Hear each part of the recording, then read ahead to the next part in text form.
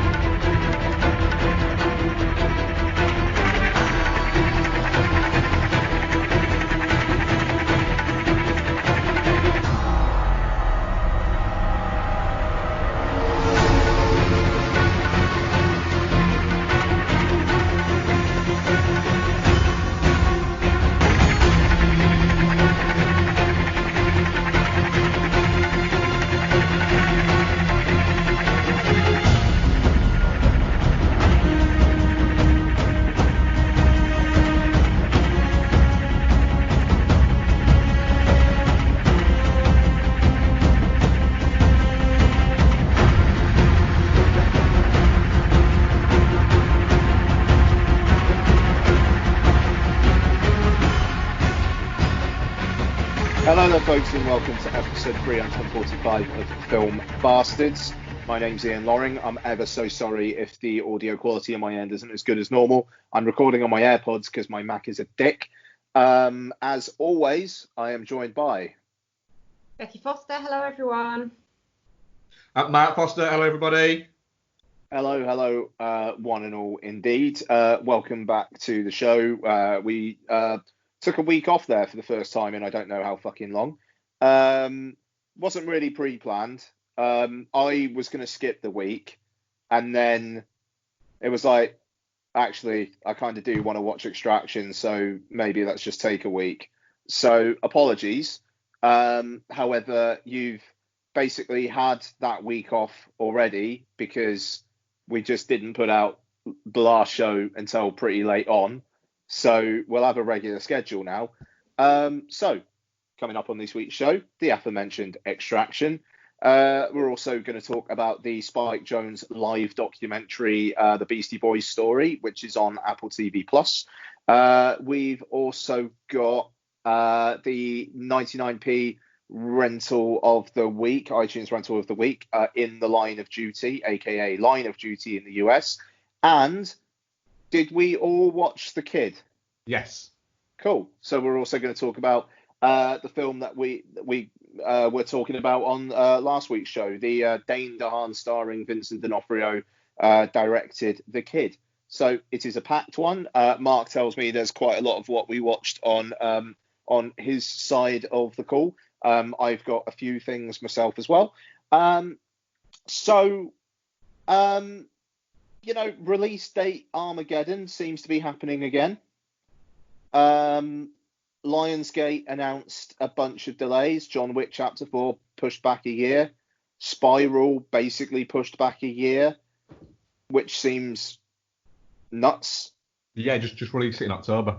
Yeah. Yes, okay, Halloween Kills, fair enough, but there's probably room for you to do Spiral 2 weeks before or 2 weeks after, and that'd be all right. October, could have been they could have turned October into a massive horror into release a month. proper horror release month, like it used to be, and had your mixture of your more trashier horrors, things like what Halloween Kills is probably going to be, and what they would like to class as prestige horror in there as well. I think Spiral apparently is less horror and going for more thriller with horror motifs within it. But the people that are going to see it, people are going to see it are horror fans. fans, So you could have dropped 3 or 4 big horror releases in kind of what are you doing with Candyman? That's October, apparently. Late September. So between September and Halloween, you could have dropped in a good 4 big horror movies. That would have been amazing. Reward all the cinema people. But now they're just throwing everything at next year. Yeah, it's crazy. But I suppose part of that is because they're going, shit, we might have 3 months where we literally can't make anything. Yeah, there is that. So we need space. Yeah, but stuff that was ready is still going to be ready. But stuff that wasn't. Yeah, no, I know. Ready. I appreciate that, but like there will be stuff that they've delayed for an inordinate amount of time that's pretty much ready.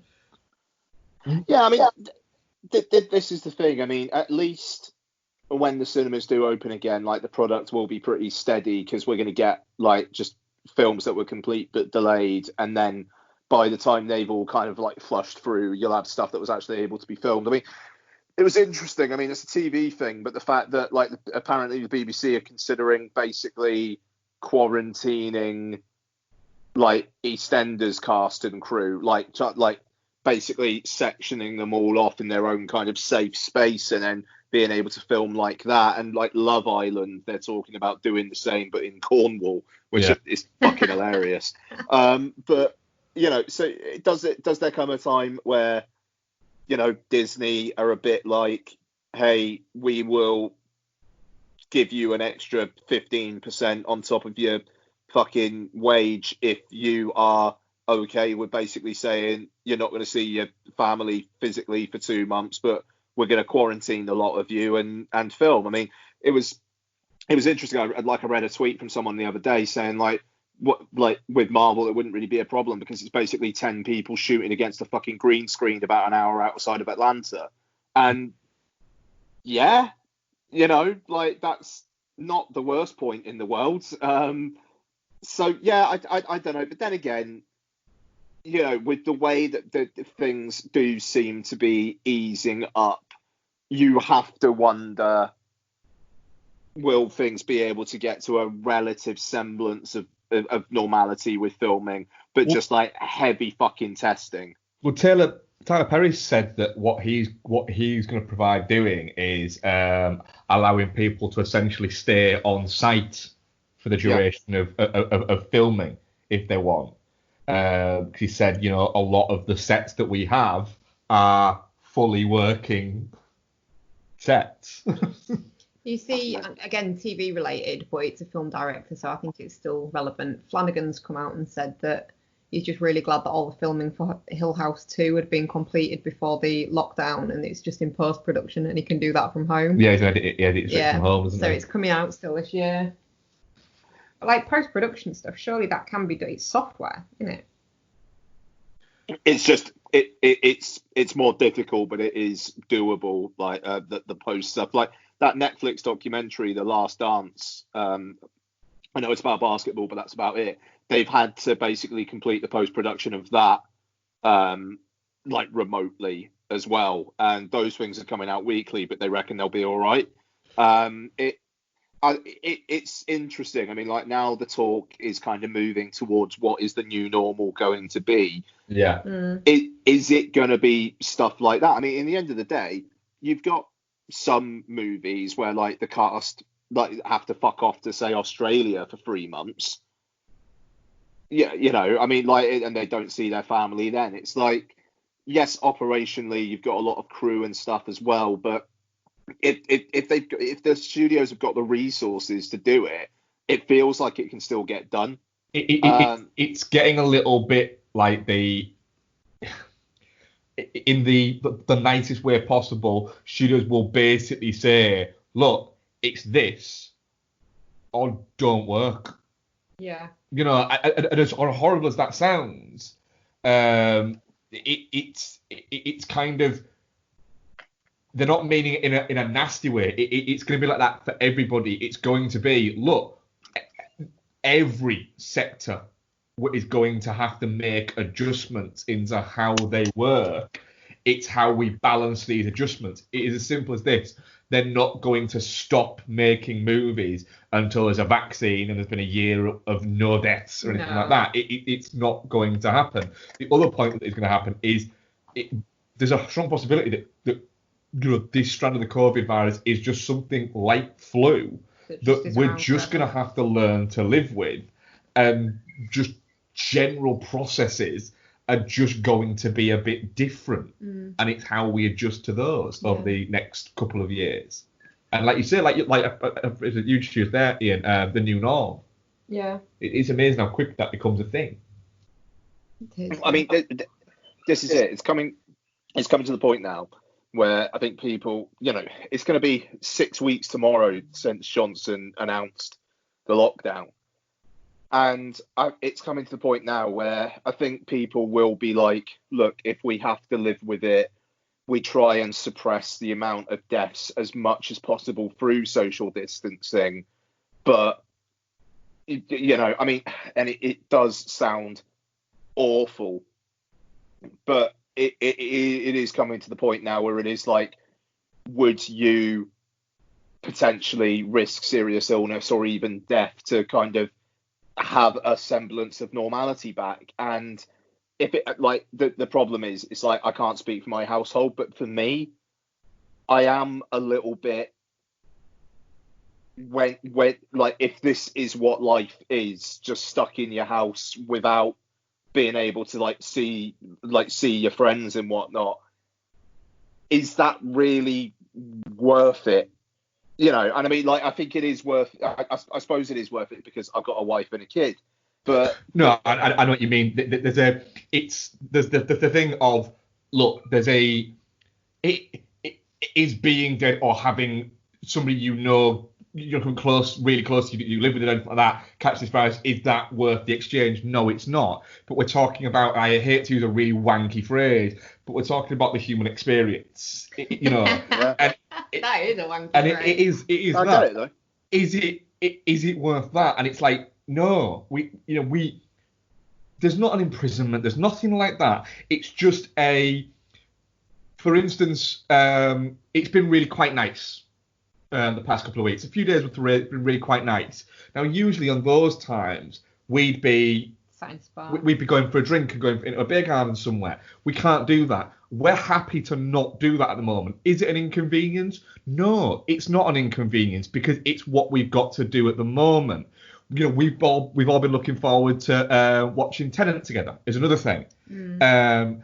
And we'd still like to do that. If it didn't happen, it was put back to September or October, would it be annoying and everything? Yes, it would, but we'd take it. If you're then saying that's how we've got to exist going forward with that for the next 2 or 3 years, that's when it starts to go, right, holy shit, of course, it's better than some of the alternatives, but it's still, wow, that's going to take a huge mental shift.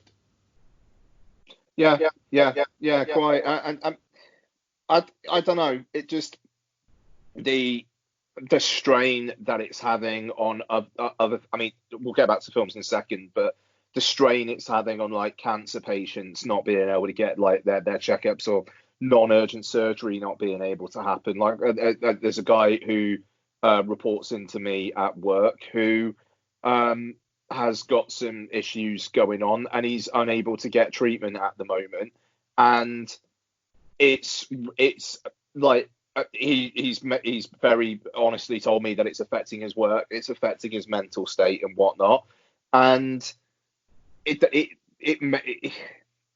it's like one hand giveth, the other hand taketh away. Yes, lives have been saved by coronavirus, but by us, the reaction to coronavirus, an awful lot of lives haven't been saved, in fairness. But what is going to happen if it keeps on going down this road? Victims of domestic violence, kids who basically have school as a way of escaping their home life. That's the kind of stuff that I am starting to get worried about myself at this point. Selfishly, would I love for my in-laws to be able to see lots physically again? Yeah. But the key thing for me at the moment is we're past this peak. It looks like the worst didn't happen. Like I saw a news report today saying that the Bristol Nightingale Hospital has not had a single patient. The London one had a peak of, I think, 35. And these measures have worked. And the thing is, if you keep it going, then the transmission rate, they reckon at the moment is about 0.7. If they keep it going, does it die down? or does it not? It doesn't seem like it's dying, like the amount of deaths are actually going down quite as much as they thought it was going to. I mean, it's 3D chess, but I'll be honest, at this point, if they were like, my work have been talking about people returning to work and whatnot, if the government eases things. And I'm at the point where I'm like, I'll do a couple days a week in work, or 1 week in, 1 week off, no problem. I'm showing those who report into me that I'm willing to do it, just like, and I'm asking them to, and I'm willing to do it. But B, I just want to get back into that habit again, and like seeing people, even if it's 2 meters away, seeing people, and if it means that we have to adapt to a new way of living, but you still get that social contact. Yeah, let's go. Let's just fucking do it. Cinemas. I'm the same. Yeah, I'm the same with that. I mean, my work's sort of quite different, I mean, better because you work within retail, but it's a very different type of retail to what I work within. Yeah.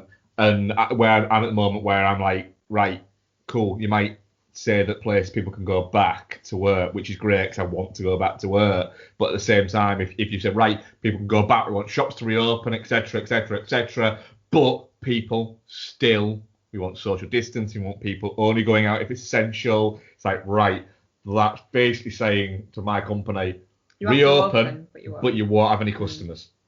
It's like, right. So I envision me literally just sat there on my own for 5 days a week, just going, bored. I could see you having to have someone on the door once it's like you can go out for non-essential travel, but you still have to practice social distancing. You'll have a limit to how many people you can have in your store. Yeah. Oh, that's it. Yeah, it'll be that. But it's how they adapt it. It's last thing I think on this is what I'd say is it's all very well and good saying you're going to be giving a roadmap. What would be better if you did beforehand was have the roadmap and then give the roadmap rather than constantly telling people you're going to give them a map. Well, the thing is, they should be saying, right, we have a roadmap. The roadmap is this, so that people can put preparations in place as to how to. That's what I mean. Yeah. Rather than telling people, oh, we're going to be giving you a roadmap. It's like, right, but I set off driving like 3 hours ago. Could you tell me where the fuck we're going? Yeah. We will. When? In about another 40 or 50 miles, we're going to tell you where we're going. Yeah, it is a bit silly because they can't just suddenly drop it and go, right, workplaces have to do this, and this, or by the way, you open in 3 days' time. They have to give people a chance to be able to adhere to those regulations, don't they? Yeah, I mean, I think if my workplace is anything to go by in terms of like a large multinational organisation, they're having these conversations on basically on the assumption that the government is going to lift some restrictions for offices and whatnot. Now, if they come out and say, look, if you can work from home, you're still working from home, that's probably going to put the kibosh on all of that. But at the moment, the things that I've been told by senior management are honestly, and I'm not just saying this because I'm being recorded, are honestly reassuring.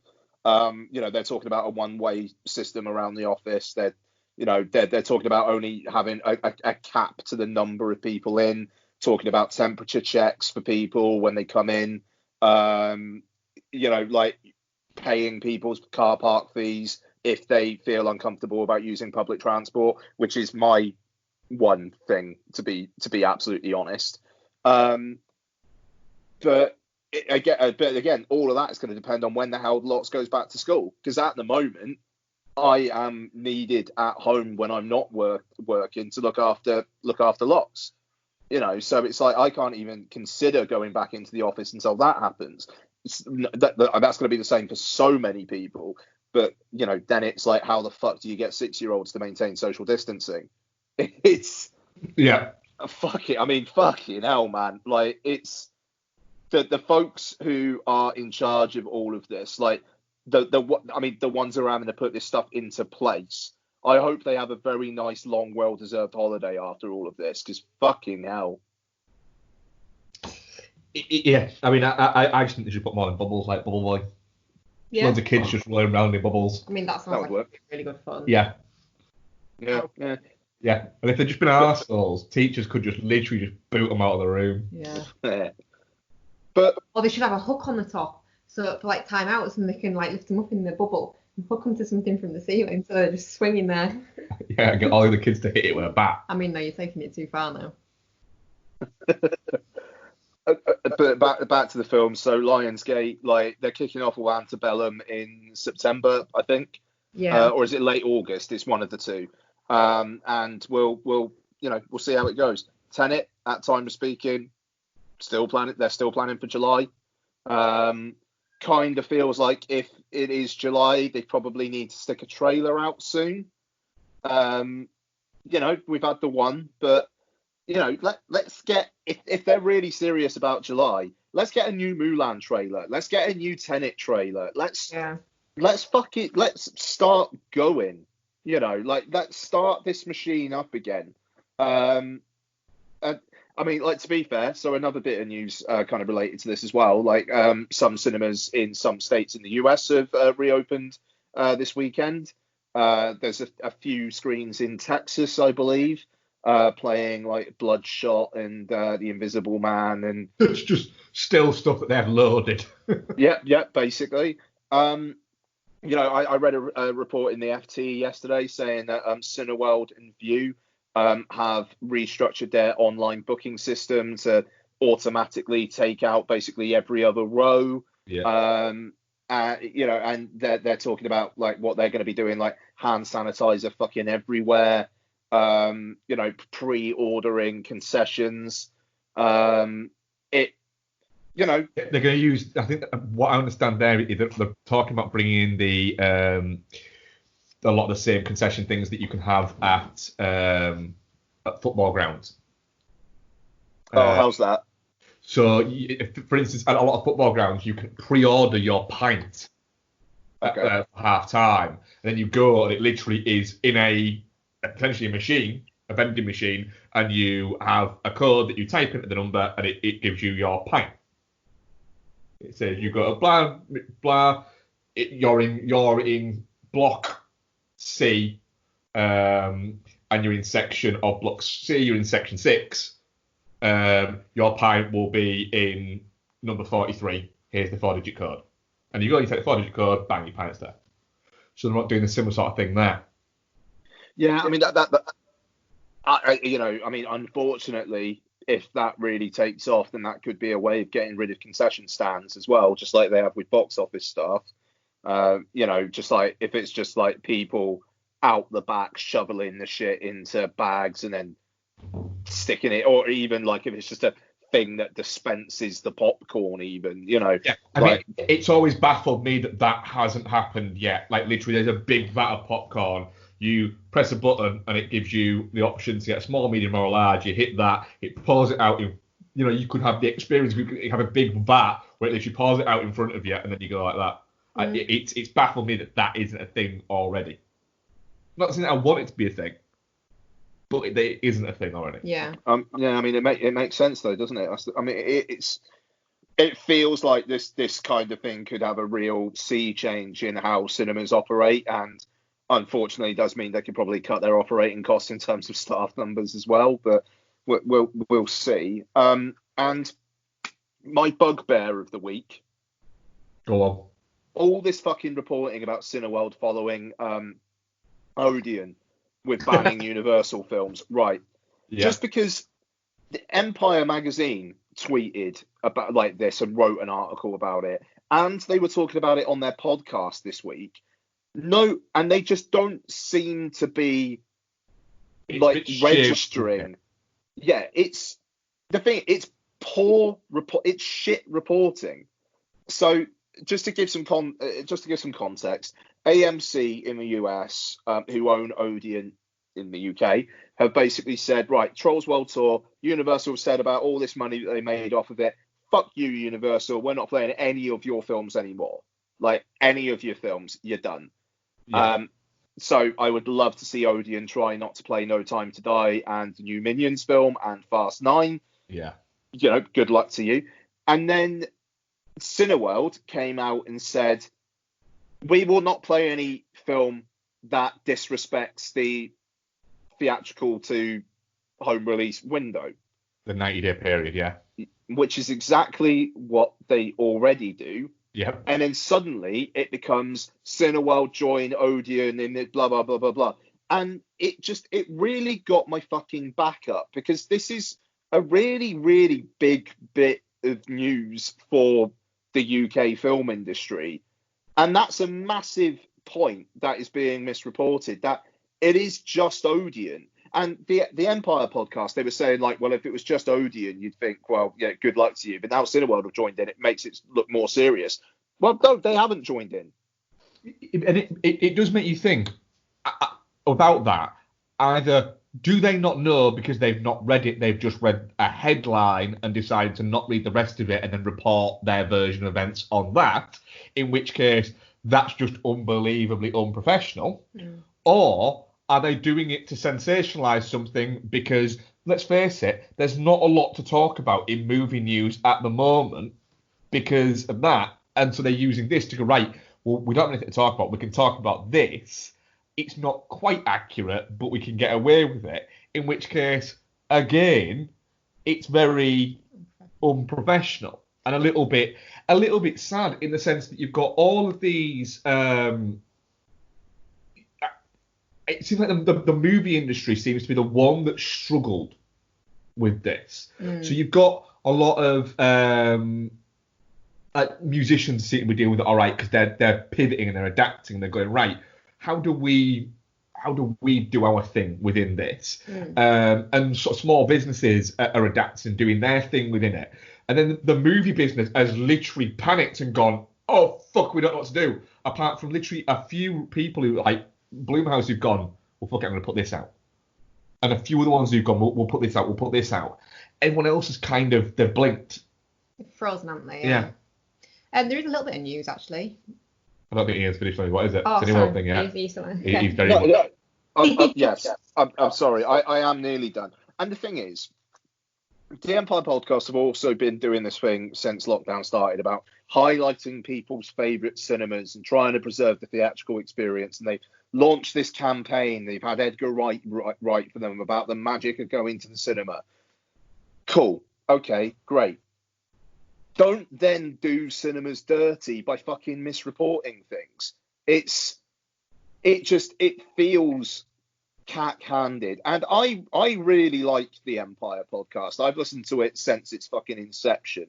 I pay for their spoiler special podcasts, which previously they had on their main feed, but now they ask you to pay for it.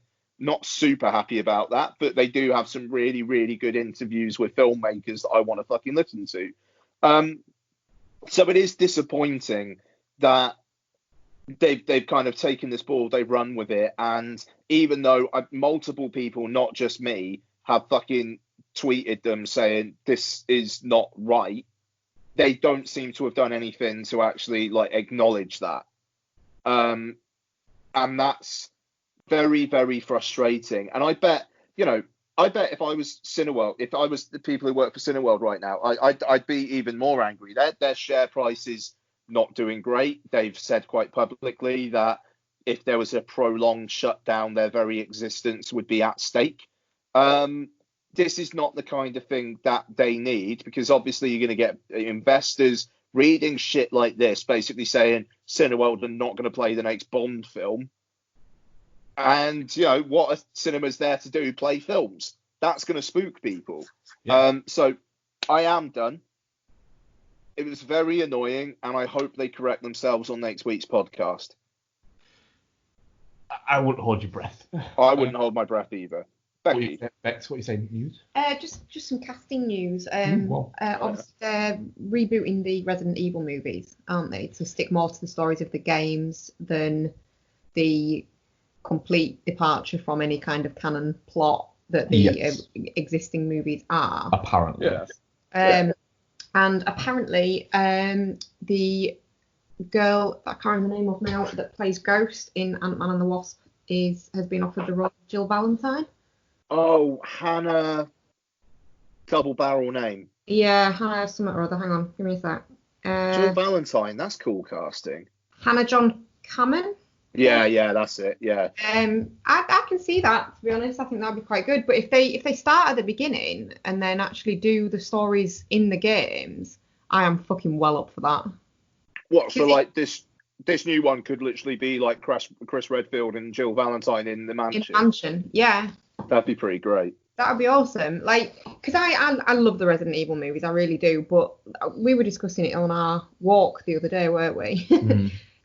There is no Alice in the games. Yeah. Like, they just don't stick to the story at all. It's like they've gone, I want to make some movies about this T-virus thing, but nah, we're not sticking to that. Yeah, because they fake you out with the mansion towards the start of the first Resident Evil, don't they? But then very quickly it's right off underground we go. Yeah. Yeah, you're right. So yeah, I think that'd be really cool. I think it'd be a good idea to just it's. I enjoy the Resident Evil franchise. I think it's very hard to differentiate between which one's which now. But I think it'd be quite cool. Resident Evil clearly still rings a chord with people, so it'd be quite cool if they just went, right, well, let's give it another go and see if we can't just match this to this. Exactly, yeah. Like the stories clearly grab people. Yeah. So why not make a movie that actually sticks more to it?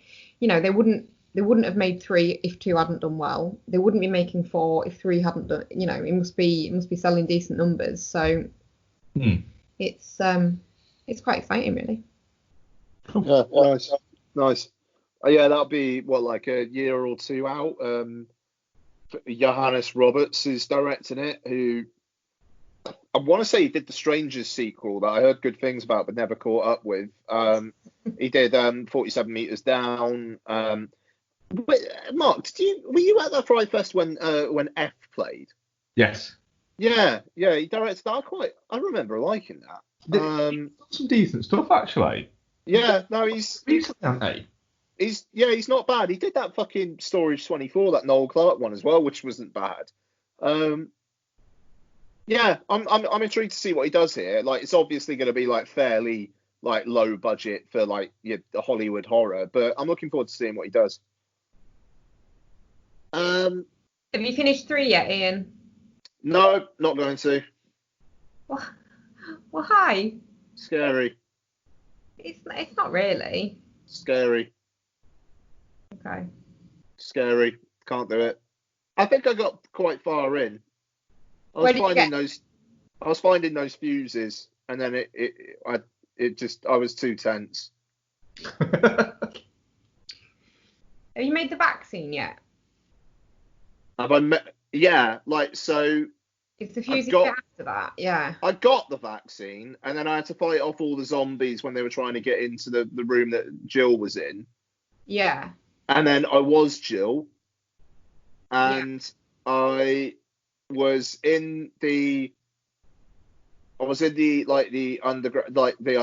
thingy, like under the hospital, and then I had to find some fuses. Right.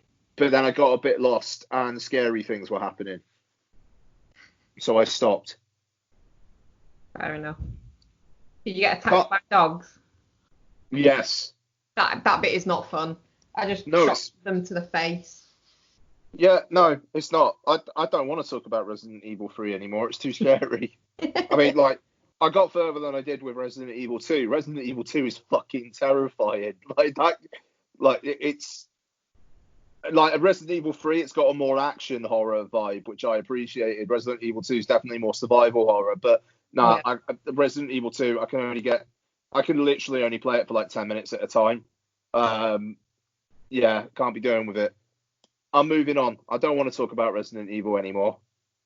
Okay. Do you know what I do want to talk about? Go on. I want to talk about Extraction. Go for it. Extraction is directed by Sam Hargrave, or is it Bygrave? Hargrave. It is Hargrave. I should have stuck with my first instinct. And it stars Chris Hemsworth. Oh, shit, actually, just one other bit of news. Irfan Khan passing away at 53. Real fucking shame. It is. That is no fucking age whatsoever. and I loved seeing that guy in every fucking thing that I saw him in. He was just he was a delight. He brought that because not a lot of actors managed to move from Bollywood into Hollywood, to use a horrible tagline for it. Yeah. But not a lot of actors managed to do that and managed to actually do it quite seamlessly. But he brought that sheer level of Bollywood charisma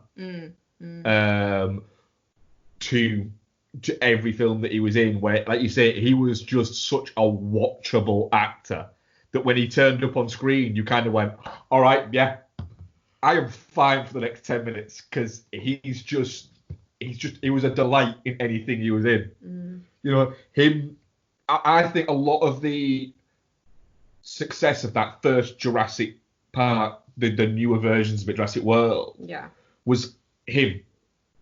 And like how fucking smiley he is, and how excited he is. Him flying the helicopter, despite the fact that he's clearly not that great at it, but just being an Indian non-prick Richard Branson. Yeah. Now all of the, stealing money and creepily picking up girls. Yeah, You've not noticed, if you type in Richard Branson promotional things, he's always holding a girl up. I've not noticed that. Yeah, it's really fucking creepy. That is weird. That and his weird hair. His hair is weird. And the fact that he's a grown man with a fucking goatee. How old is Richard Branson now? Like, It must be late 60s, early 70s. Yeah. Yeah.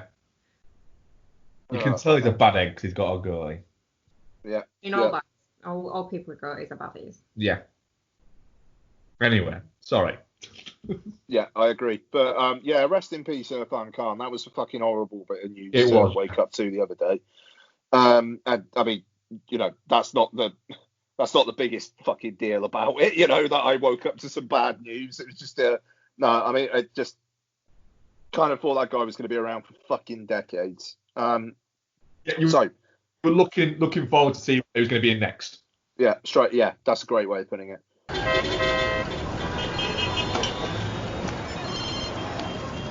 see the laundry across the street? Yep. Walk to it.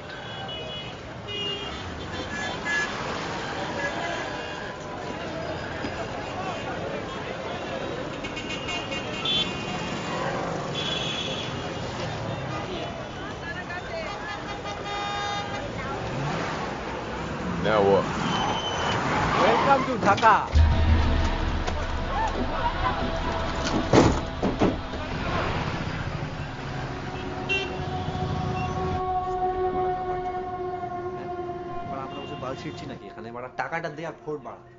Praman Dao. Praman. Teka. Praman.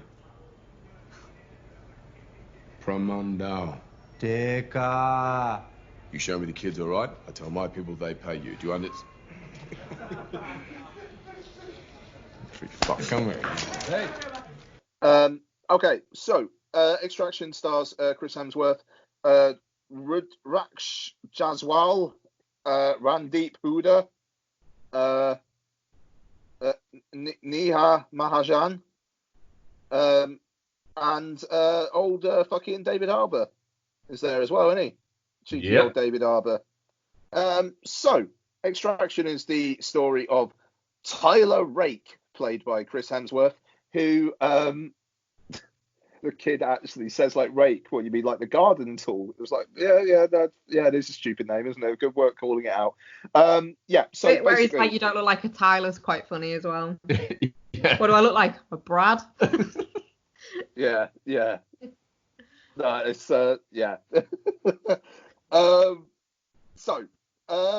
Tyler Rake, played by Chris Hemsworth, is kind of a bit of a washed up kind of mercenary guy who still looks like he's got like 0% body fat, despite the fact he drinks all the time by the looks of it.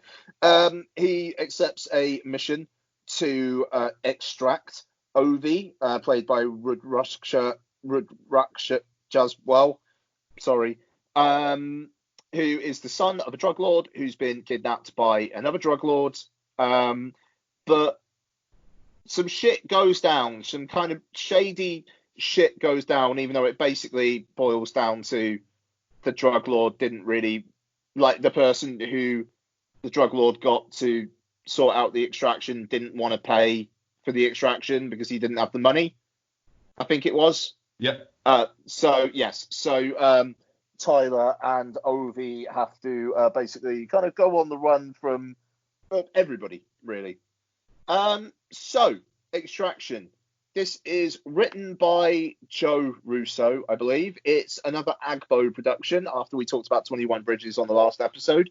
And this is almost like Netflix's answer to your big summer blockbusters. Except Netflix can go, we don't have to come out in cinemas, so we can be as fucking violent as we want. Yay! Not only that, it is on course to be Netflix's biggest ever release. Nice. Which is fucking hilarious for what this is. Like, I love it. Becky, what did you think of Extraction? Caveat, you didn't want to watch this, did you? I didn't know. And I literally tricked you into watching it, didn't I? Well, it wasn't a sophisticated trick. It wasn't a was sophisticated trick, no. You just put it on while we were having breakfast. Put it on. What, did you like gaslight her by saying, like, no, this is Resident Evil, the final chapter? I don't know what you're talking about. No, he could have easily bribed me with, like, if you watch this with me, you can play your game for a bit again. I tried that the other night. You said, why don't you just watch it upstairs while I play my game? Yeah, I did do that. Yeah, because I have restarted it again, and then I'm going to play the original Resident Evil. Oh, fucking hell. You started in Resident Evil 3 again. That's the third time now, yeah? Yeah, well, I finished it. No, third. Yeah. No, I played Resident Evil 2 just before I got Resident Evil 3, and then played it through twice, and then I've started it again, and then I want to play number 1 again. Cool. Anyway, just very quick before we get into the film, do you know what I really miss on Wikipedia? On Wikipedia? Yeah, do you remember they used to have the, is it phonetic? They still do one. Yeah. I think so, like for names that are challenging, they used to have like the phonetic pronunciation, and then they used to have a little speaker thing next to it, and you could press it and it would read it out. They do. It's not available on most Apple devices for all of them. Fuck you, Apple. Anyway, yeah, Extraction. So I didn't really want to see it, to be honest. It just didn't look like my bag. Despite the fact that it's got Chris Hemsworth in it and it's really violent, which is it kind of is your bag, yeah. Yeah, I'm kind of surprised you said that. But just from the plot, like he has to extract a drug lord's kid, and I was just like, oh god, no, I can't be arsed. But I really fucking enjoyed it. The violence is magnificent. Loved that. It's made me want to watch Raid again. Weirdly, that's exactly what I fucking thought as well. Like, I should give the Raid another go. Yeah, defo. But yeah, because it's just that same kind of like raw violence. It's not like, it doesn't feel stupidly choreographed. It's not like, I don't know, it's not polished violence. So yeah, that's why it made me think of the Raid. But yeah, actually the story's great. In that, as much as there is one, it's not a complex story, but there is a story there. And it's the interaction between him and the kid are nice. You've got this kid that's like, he seems to be sort of fairly privileged and stuff, but like when they start talking, he's not particularly cared about. He's seen more as an asset than a human being, and so he's kind of got no supportive father figure in his life. And obviously Chris Hemsworth's got the situation where he's lost his sons, so they come together from those kind of angles, in that he's a son figure for Chris Hemsworth and then he's a father figure for the boy. Because even the other guy, the henchman, he's horrible to him. He's not really got like a person, so that was quite nice. But yeah, no, there's not a huge amount to say about it because it's not got complex plot points to lean on. What are you looking at that for? I'm just listening to you. But yeah, I think the action was really fucking well done, and yeah, violent. Woo! Brilliant. Mark, what do you think? Yeah, I really liked it. It's like Beck said there. It's very, very violent, but it's not over stylized violence, and it's not quite hyper violence. So it's not gore fixated. It's very much fixated on the mechanics of the violence rather than the effects of the violence. There's some good sound effects. There's some very good sound effects. Bone crunchy noises. Yeah, those are good. Like you said, I like the fact that it has that this is your washed up Chris Hemsworth. So we had washed up Thor, which we got fat Thor, who couldn't do anything and was an alcoholic, and then this gave us a completely different washed up Chris Hemsworth, where his base is just Chris Hemsworth, but doesn't really care if he lives or dies. I like that element of it. It was quite nice. It's again, there. It's a simple story, but it's a simple story quite well told. And it did get a little bit confusing as to what was actually going on during it, but I think that was intentional. I think you were supposed to be a little bit confused about what was going on, because you had the guy who was his father's in prison, so he's got somebody else running the drug empire from the outside there. So essentially, he's consigliere for that. And you're thinking, well, what's he doing? Why is he trying to get him? And because you kind of think, as he kind of as he turned on, and then you realise, but thinking, well, why would he? No, because he had that conversation with his wife. And then you realise, oh no, he just doesn't want to pay. He just doesn't want to pay. Fair enough, that's pretty cool. But I think the confusion that you're having within the movie is intentional. Yeah, because I think the main characters are meant to be confused as well. Yeah. They're kind of looking at it going, what the fuck? I like the fact that it basically says, that what the film says is, look, all this stuff that's going on in Bangladesh, people would just continue going on with their lives because there's too much already going on in Bangladesh. So if somebody's having a knife fight, somebody will still be in the background selling onions. They won't care. That one fucking scene where they are having the fight and then the car has to beep them out, like the car just kind of beeps at them and they have to move out the fucking way while they're having the fight. Like, yeah, man. Like, just because I noticed that you're watching them having this fight and there's a few people standing around and watching, but there's an awful lot of people just going about their day. Yeah, and just that detail is really good. It's a really well done little bit, and it adds to that. Does it go a little bit OTT sometimes? Yeah, but I like the fact that it goes OTT sometimes, but doesn't over stylize itself. Also, as well, it gets extra mark points for Chris Hemsworth beating the all living fuck out of a group of obnoxious kids. Yeah, you did like that. Yeah. I did really like that. Thought he should have got more violent with them. That one kid with the fat head can fuck right off though. Yeah, but he should. I said to you, he should have taken the fucking chance when he had it. Big fan of him. Just. Oh, the little kid. Yeah, the little kid that he should have shot in the face in the room. Yeah, should have shot that kid in the face. And then the other one that shoots him, he can. Yeah. Sure. But yeah, no, it's. I like the fact that Hemsworth doesn't. He doesn't grow to. He doesn't warm to the kid over time. He doesn't start off as he's just a package to him, and over time their bond grows. Straight away he's very protective over the kid, and he's wanting to make sure the kids feels safe and feels okay. At no point is he an arsehole to the kid. Oh, the bit with the chocolate bar. Straight away. But even before that, even when he the first interaction he has with the kid, where he's looked at the kid when when he said, proof of life. And he's looked at the kid, and then he goes straight in, and he has this thing where he cuts the thing off and he puts his hand on his knee as if to just say, look, it's okay. Yeah. And then straight away from that, they get the chocolate bar and they come on, we need to get off. And there's all bits like that. There's no gradual. He doesn't snarl at him at any point. I don't think Chris Hemsworth could. I don't think he could, no. But I thought that was very good. And I think again, I think what gets lost in the whole Hemsworth sphere of being Chris Hemsworth, not Chris Hemsworth and who Hemsworth? Because you do have those two. Oh God, yeah, you do. Yeah, there's not Chris Hemsworth, which is the one that was in the Hunger Games. Don't talk about him with his real name. He's called not Chris Hemsworth. No, he's allowed his name now because you've got to take sides in the Miley Cyrus versus. Oh yeah, in that what is it? And then you've got he's a Hemsworth, which is the one in Westworld. Yeah. There's another Hemsworth. Yeah. Luke Hemsworth. Yeah. I seem to remember. I just think that at Christmas they all just get told that they're not called Chris.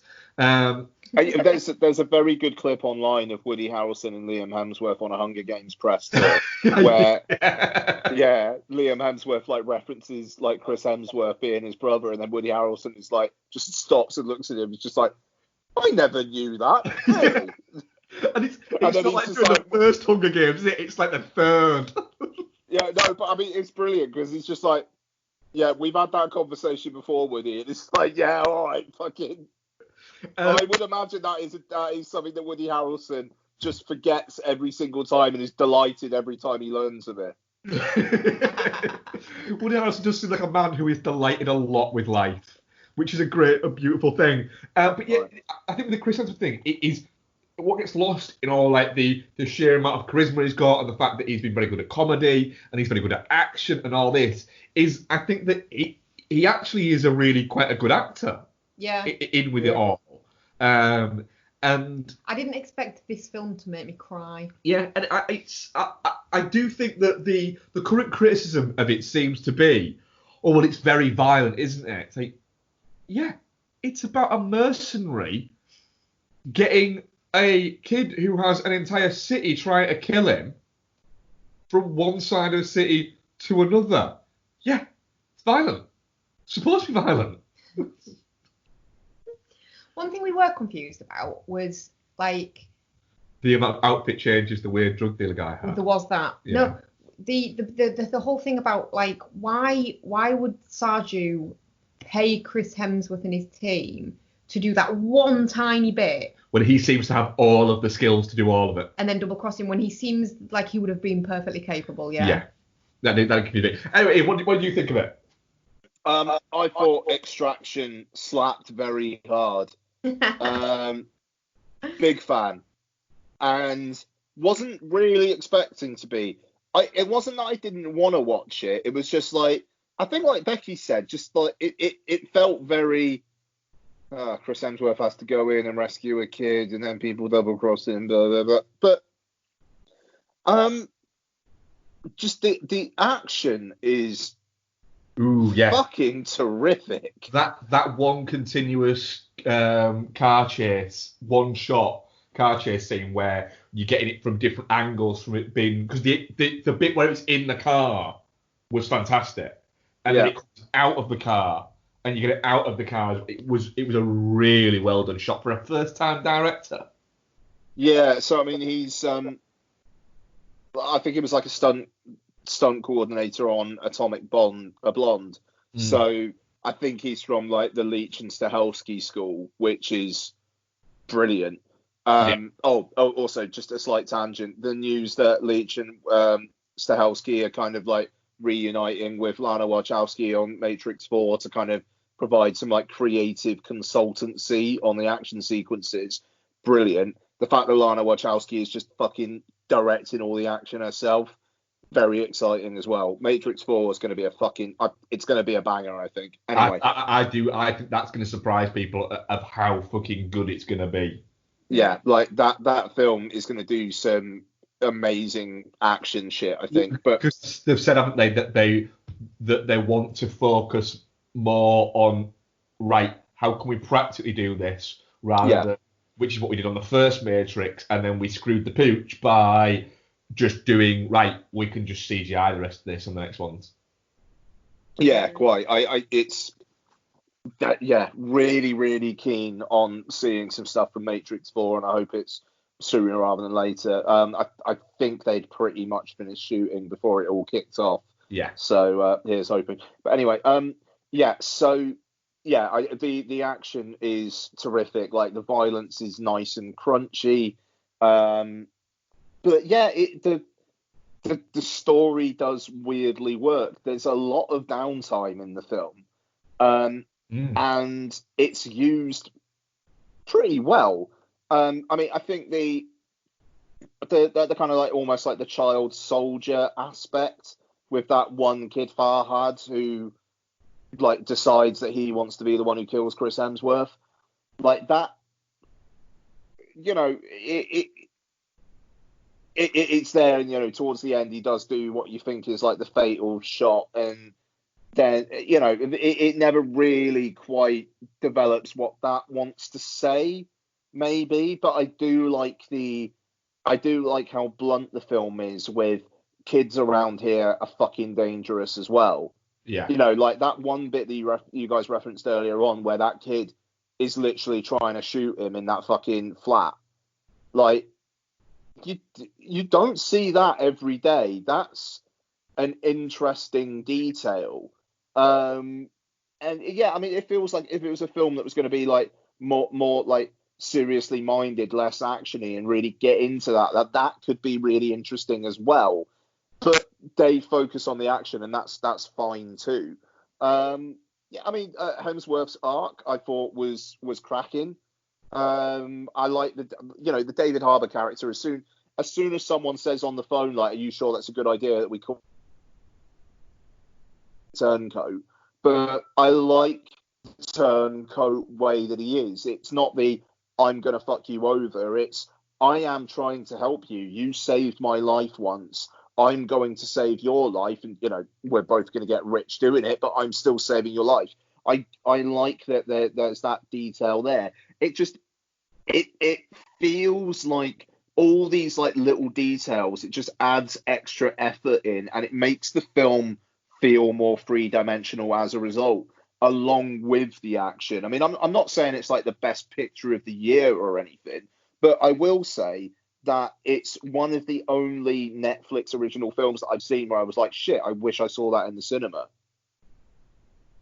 Yeah, it's. I was surprised because one thing I think I was more up for watching it than you guys. Yeah. But the one thing I would say is what did worry me was the fact that it's touching 2 hours. I was a bit like, right, that seems like an awfully thin story. I'm not fussed about a thin story, but this seems like the sort of thing that should be able to be told in 104 minutes. And then there's 15 minutes of credits, and the film before credits is 103 minutes long. Exactly.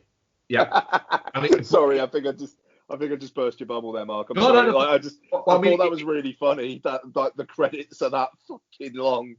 Yeah, but what I mean it is that's what kind of worried me was shit. We're gonna have that. So you know, if you're 104 minutes, you're basically 96 minutes usually. Yeah, that's right. And that's a good sort of punchy way to do it. But then, like you said, the downtime actually felt well used and felt well managed, and it peppered it in. It was, for a first filmmaker, the pacing of it was really fucking good. You know, I mean, it should be. The man has an incredible beard. Yeah. It's just, yeah, it's in it. In terms of Agbo Productions, it's like I would have rather have seen this in the cinema than 21 Bridges get a theatrical release. And I think I maybe would have liked 21 Bridges more if I didn't pay for the rental. It was just like that Netflix release that was out that week. You know, I think the difference is they went with Netflix for this one, didn't they? They went with Amazon for 21 Bridges. And of course, Amazon, they throw their stuff out at cinemas majoritively, don't they? Yeah, it was like after Avengers Endgame, and they was like, right, the Russos are going to split off. They're going to form their this Agbo Films thing. It's like, yeah, all right, use your cachet, see what you do. And then 21 Bridges is like, it's interesting, but it's not as good as you want it to be. Yeah. And then Extraction, I've got to be honest, better than I ever thought it was going to be. Like, this is early contender for my number one surprise of the year, frankly. No, I think I can agree with that, certainly, yeah. Yeah. Like, it's a banger. It slaps. It fucks. it does all those things. It's a really, really, really good time, and I will watch 10 more of these, please. Well, that's it. I will. I mean, there's going to be a sequel, without question. There will be a sequel because it's done really well for Netflix. But yeah, the fact is, you were at the end of it going, no, I'd watch another one of these. I'd watch another tale of Tyler Rake. Yeah, definitely. Yeah, definitely. I really like that last shot as well, where it's kind of like it's in the pool and you just kind of see him like shimmery, like just stood by the side of the pool. It was a very, very cool shot. I mean, it's a really fucking visually interesting film. It was shot by Newton Thomas Sigel, who shot a lot of Bryan Singer's stuff, if not all of it. And yeah, I mean, that's the thing. It's like a first-time director, but he's got some good people around him. I mean, like the Russos producing is going to be very, very helpful. Henry Jackman like co-collaborates on the score, so the score's nice and propulsive.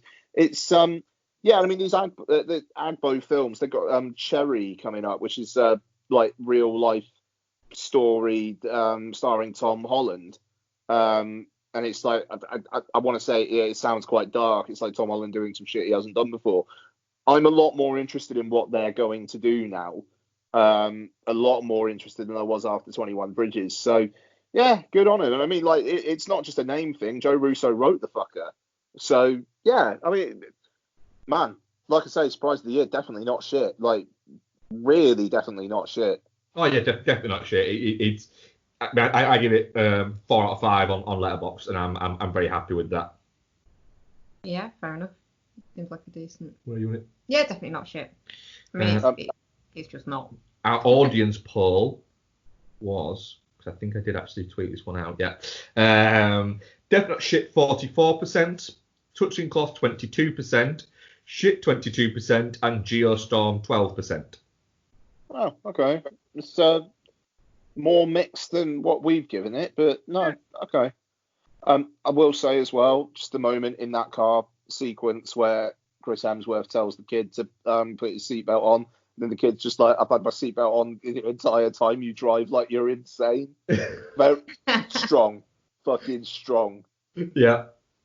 And also, I don't think I've ever seen, I've mentioned this to Donna earlier on because it just really like spoke to me. In that sequence as well, I don't think I've ever seen like someone being given directions in an action film and then just forgetting them.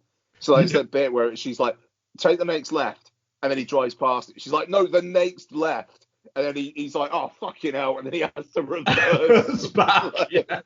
It was brilliant. Like, I just, again, and that's another little detail that, you know, if this was a bit more like run of the mill and maybe just didn't have as much care taken with it, that they wouldn't do, and it just adds an extra bit of flavor. Like there's, you know, like the fight sequences are like, they don't feel like they're choreographed to within an inch of their life. There's quite a lot of like errors made, which I really appreciated as well. Like this film, it's a great film. Anyway, Extraction.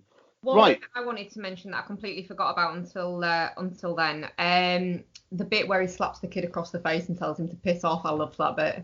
Yeah. Oh, that was great. He just open hand slaps him around the face. It's very disrespectful, isn't it? Yeah. And also, like you said, it is an amazingly Australian thing. Because we don't often get Australian Chris Hemsworth. Just the fact that he keeps on calling the kid mate as well. Like I really like that. Yeah. Fuck it. I'm so ready for Chris Hemsworth to have a non-Marvel franchise where it's just him doing really fucking dirty action for Netflix. Yeah. Great. Terrific. Right. Okay. Let's move on to Go to jail. That don't fucking seem fair to me. Yeah? That doesn't seem fair to you. I'm gonna leave. I'm taking my nephew with me. You sure you want to do that? You want to leave here with all these people watching? Every single one of these people is going to tell the tale of what a chicken shit you are, how you pissed your pants and ran when Pat Garrett showed up. That ain't true. Yeah, that's what they're gonna say. That is not true. They know it's not true. It doesn't matter what's true. It matters the story they tell when you're gone. Let's chill it out a bit with The Kid, which is directed by Vincent D'Onofrio and stars Dane DeHaan, Jake Sher, who I noticed shares a surname with one of the producers on the film. Yeah, I noticed that. Yeah. Yeah. Layla George. An awful lot. Yeah. Well, yes. Yeah. We'll get into it. Ethan Hawke and Chris Pratt.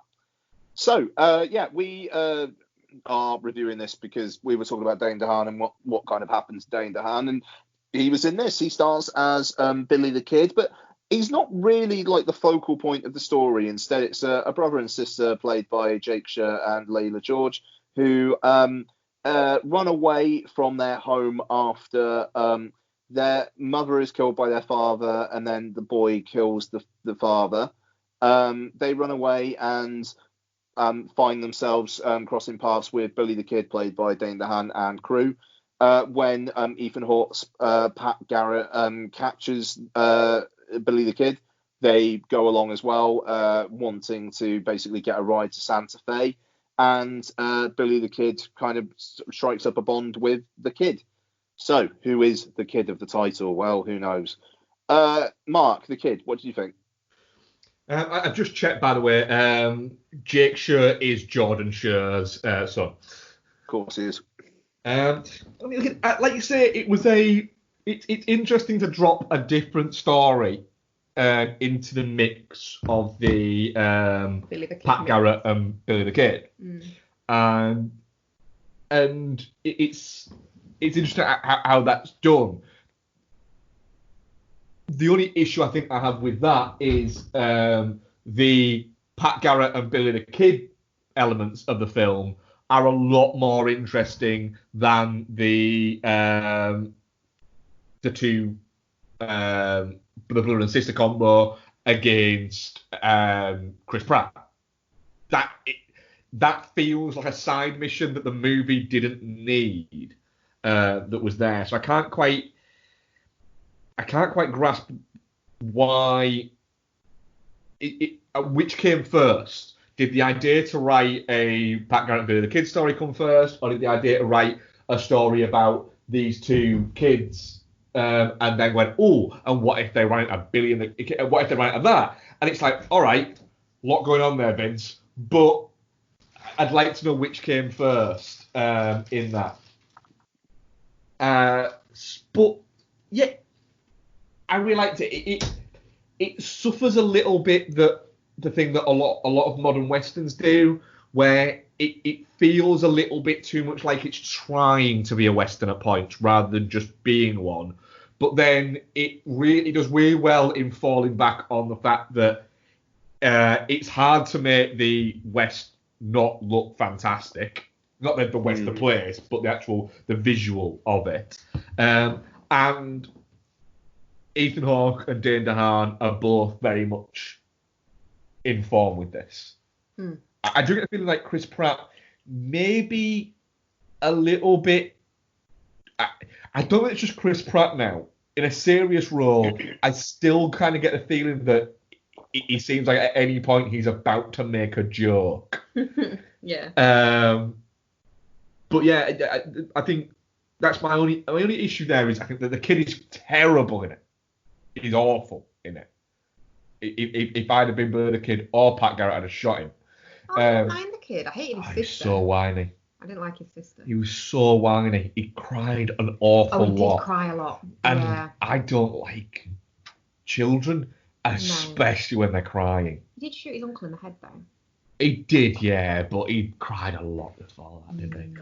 I mean, to be fair to the kid, like I didn't think he was that great either, but if you're basically acting all your scenes opposite either Dane DeHaan or Ethan Hawke, you're probably going to look shit. Well, yeah, there is that, because I think Dane DeHaan... Oh, that's interesting. So you know what we were just saying about Jake Shaw? Yeah. So Layla George, that plays the annoying singing sister, yeah, her full name is Layla George D'Onofrio.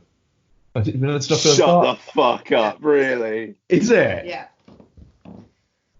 Oh, right, that's interesting. Because I didn't think she was too bad in it, actually. Oh, I hated her. I didn't like the fact that she sang, because it's another trope that I don't like of westerns, is, everyone sang because they had no TV and no blah. I bet they didn't.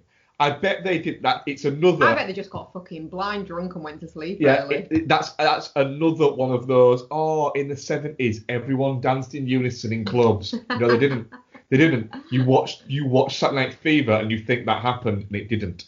But yeah, Dane DeHaan's fantastic as Billy the Kid. I like the fact that he plays him as essentially a kid who has just got a bit of notoriety, and it kind of happened by accident, but happens to be a little bit smarter than the majority of the uneducated people around.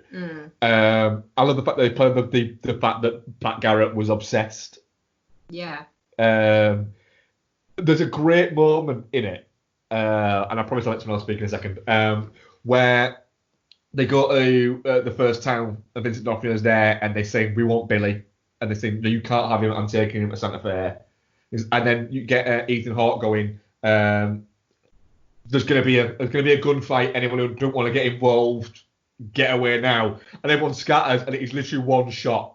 Yeah. One shot is fired, and then it's gone. But I like the fact that it builds up to something that actually is nothing. It felt a little bit real.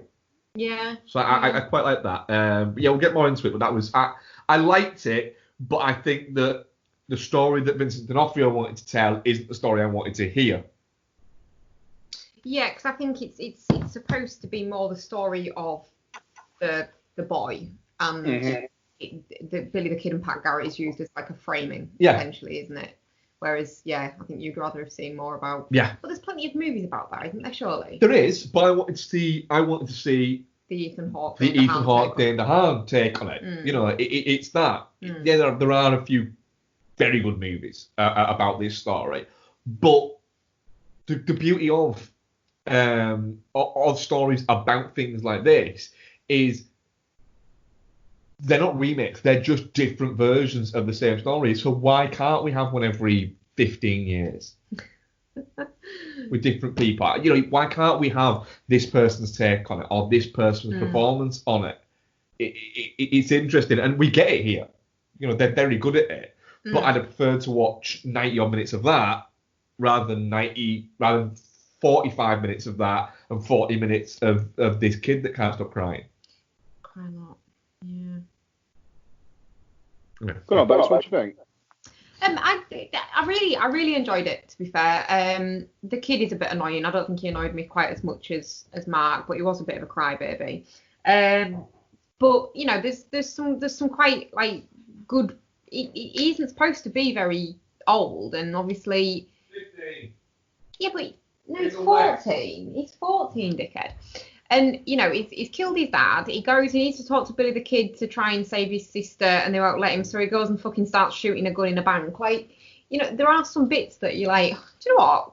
Fair play, kid. And the bit at the end where he cries and Pat Garrett gives him a hug, he's just shot his uncle in the fucking head. Like, I think as a 14-year-old, that would maybe stir up some emotions. Nine or worse. Like, essentially, his entire family, except his sister, are dead.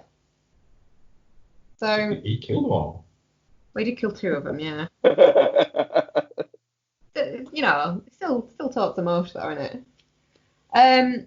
But no, I really liked it. I liked Dane DeHaan's portrayal of Billy the Kid. Ethan Hawke was fantastic as Pat Garrett.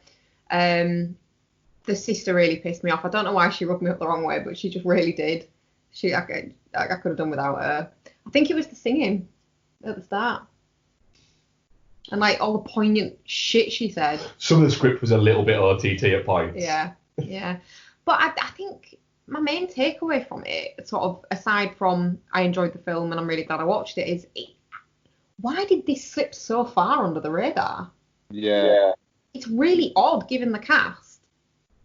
That's my big confusion about this film, to be fair. It's it makes me wonder if, like, I don't know, like, given the amount of, like, production companies and shit you see at the start, like, the logos and whatnot, like, whether the distribution, like, just never really got quite figured out. I mean, so Lionsgate comes up at the start, and it's like, could they just not market?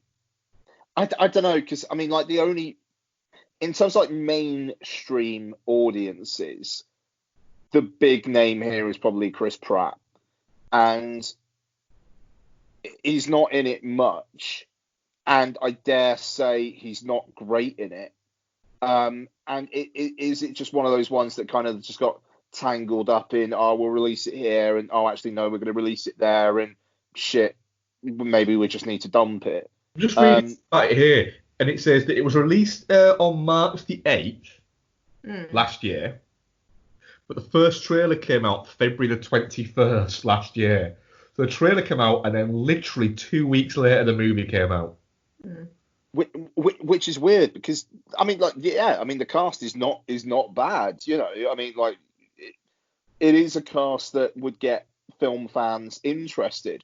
It feels like one of those ones that maybe doesn't get a theatrical release these days, but you'd see it pop up pretty prominently on VOD. But no, I mean, like, literally, it came up because we looked at like Dane DeHaan's entry on IMDb and then found that it was on fucking Sky Cinema.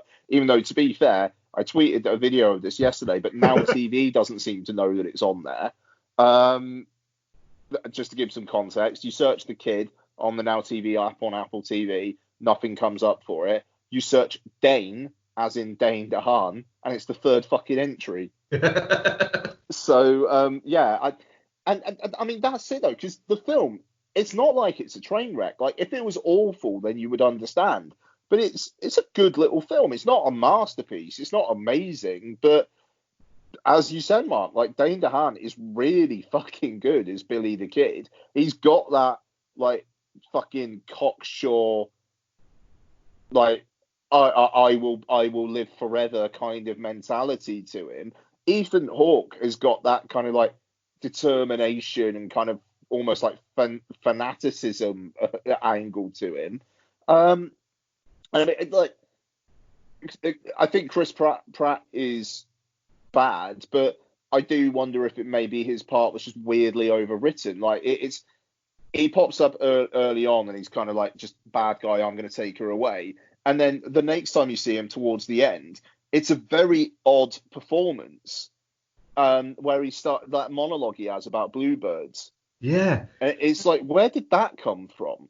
That's what I mean. It did seem like at any point he was about to fart or something like that.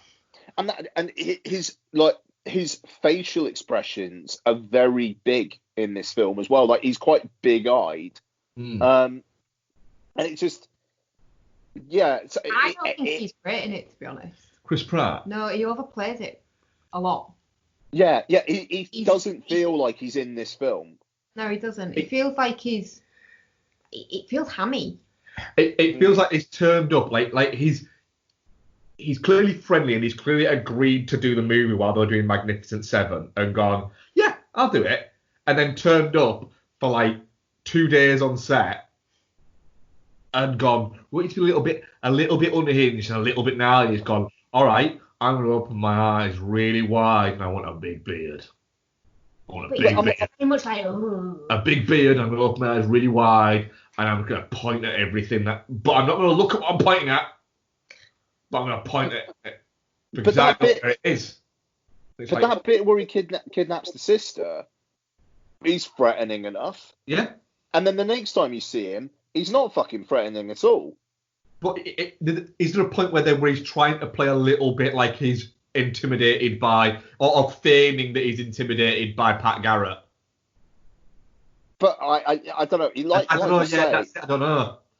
It does, like, when he's particularly big-eyed at one point, it does look like he's about to rip out a fart. It does, doesn't it? It's weird, and I will say as well, it's maybe ever so slightly more puffy Chris Pratt.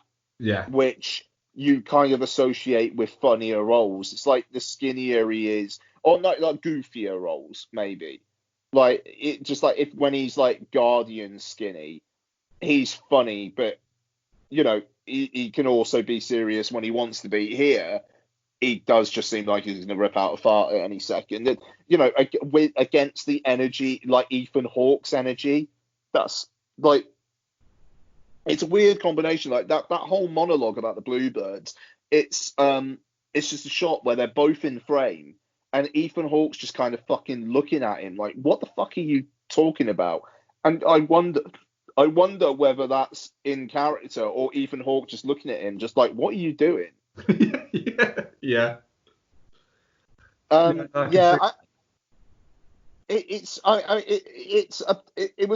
a good little film. It's like a solid 7 out of 10. Yeah. But like you say, Mark, I wonder if it was Ethan Hawke versus Dane DeHaan, it probably would have been more than that.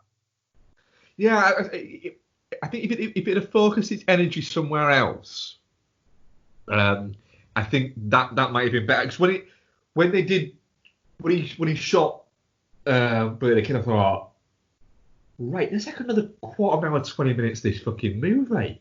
Yeah. Man, I know we've got to go and get what is it, but then I don't know, it just seemed to the ending. It ended quarter of an hour before it actually ended. And then the bit where it ended, you were like, I don't give a shit about that. Yeah, it runs out of puff. I mean, it almost feels like 10 minutes after they like the end credits go, they probably just get killed by some bandits. Yeah, that's it. It's like, so what do they do now? Because he's not ready for the West. Mm-hmm. And she's clearly got some fucking quite reasonable trauma. I think I explained it best when we were watching the film, but I'm not going to repeat it on here. Go on. No, I don't think. Well, yeah, I think you should just to explain that I am not the terrible person in this. What are you going to say that what she quite likes that profession, but she doesn't want to admit it or something? No, she was quite flexible apparently. So. Apparently so. No, well, the bit where he's essentially saying, right, you've got to be brave, all this bullshit, but we need to keep going. And she stopped on the horse. I just said to Matt, that girl's just probably been dicked 5 ways from Sunday, and it's probably quite uncomfortable for her on that horse. Mm. Yeah. Yeah, have a bit of compassion, little brother. Then cry a bit. He would. That kid don't need more fucking compassion at all. Oh dear. I mean, that's it. You never really get why Pat Garrett is like, yeah, okay, now. You've let me down 8 times, but I think this 9th time you're not going to let me. I think the idea is that's based upon the legend of Pat Garrett was that he was a very just honourable man. I think that's what it's basing it on. A bit obsessed though, wasn't he? Is that he was an honourable man who got obsessed with capturing Billy the Kid. And that was the whole thing, was he would always do what was good in a world where people often did what was bad. Not necessarily good, right? What he thought was good. Yeah. When we were having our Dane DeHaan discussion the other day, did we discuss the fact that he's going to be in a new Stephen King adaptation? It's a TV series. It is, but still, he's playing the bad guy. I'm quite interested in that. I'm interested in that. The breakout of the prison was a really well done sequence. Yeah, it was, yeah. It's Dane DeHaan seems to have a really great confidence as an actor. Mm-hmm. He's got a great on-screen energy to him. He draws you in. But he does it whilst being a character actor. But there's a great amount of empathy there. He makes you interested in his character. So you could see there why people latched on to the charisma of Billy the Kid. Yeah. But also as well, you did get the idea that he had no idea how to deal with being Billy the Kid and knew essentially he wasn't going to probably live to his next birthday, and after everyone was surprised he lived to that one. I mean, he died at 22. He's not a lot older than that kid's supposed to be. I didn't like the fact that he died. I mean, he died in real life. Well, everyone dies in real life eventually, but I didn't like the fact that he died like that. It just seemed a cheap death. It was just, there was no fanfare. It happened. He happens to see him and he happens to shoot him. That's basically what happened, yeah. I won't be for that. Fair enough. So it kind of feels like we're all definitely not shit. Oh, you're definitely not shit. Yeah, definitely not. If you're into westerns, it's definitely worth a watch. Yeah. I think it's quite nice to have a new angle on that story as well. It's through different eyes, isn't it? I suppose.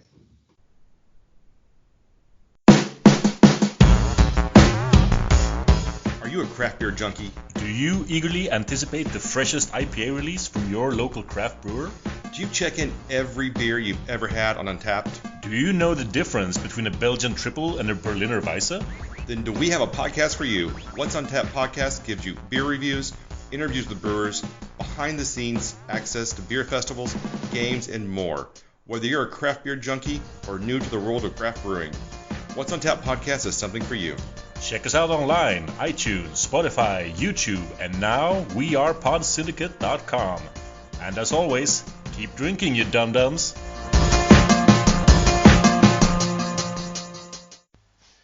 Are you tired of film podcasts where the hosts exist in a constant blissful state of agreement? I mean, the main characters are two of the dullest main characters I have ever encountered in any film.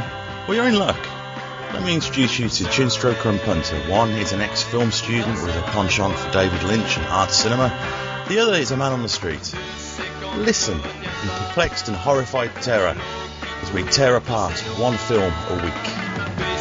It just really It's not visually striking. No. Just getting confirmation. It's just that's the third time though. I mean, is this on? You can find us at csvsp.libsyn.com.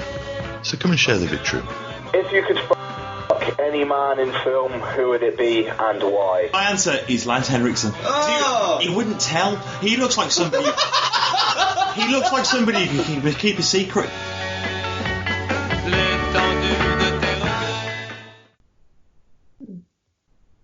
So, shall we? We're halfway through the kind of the main reviews. So, shall we do a little bit of what we've been watching? Who wants to start? You want to start with what you've been watching, Bex Solo? You can do your solo ones. I'll do my solo ones if you want them. Let me just find them. Right.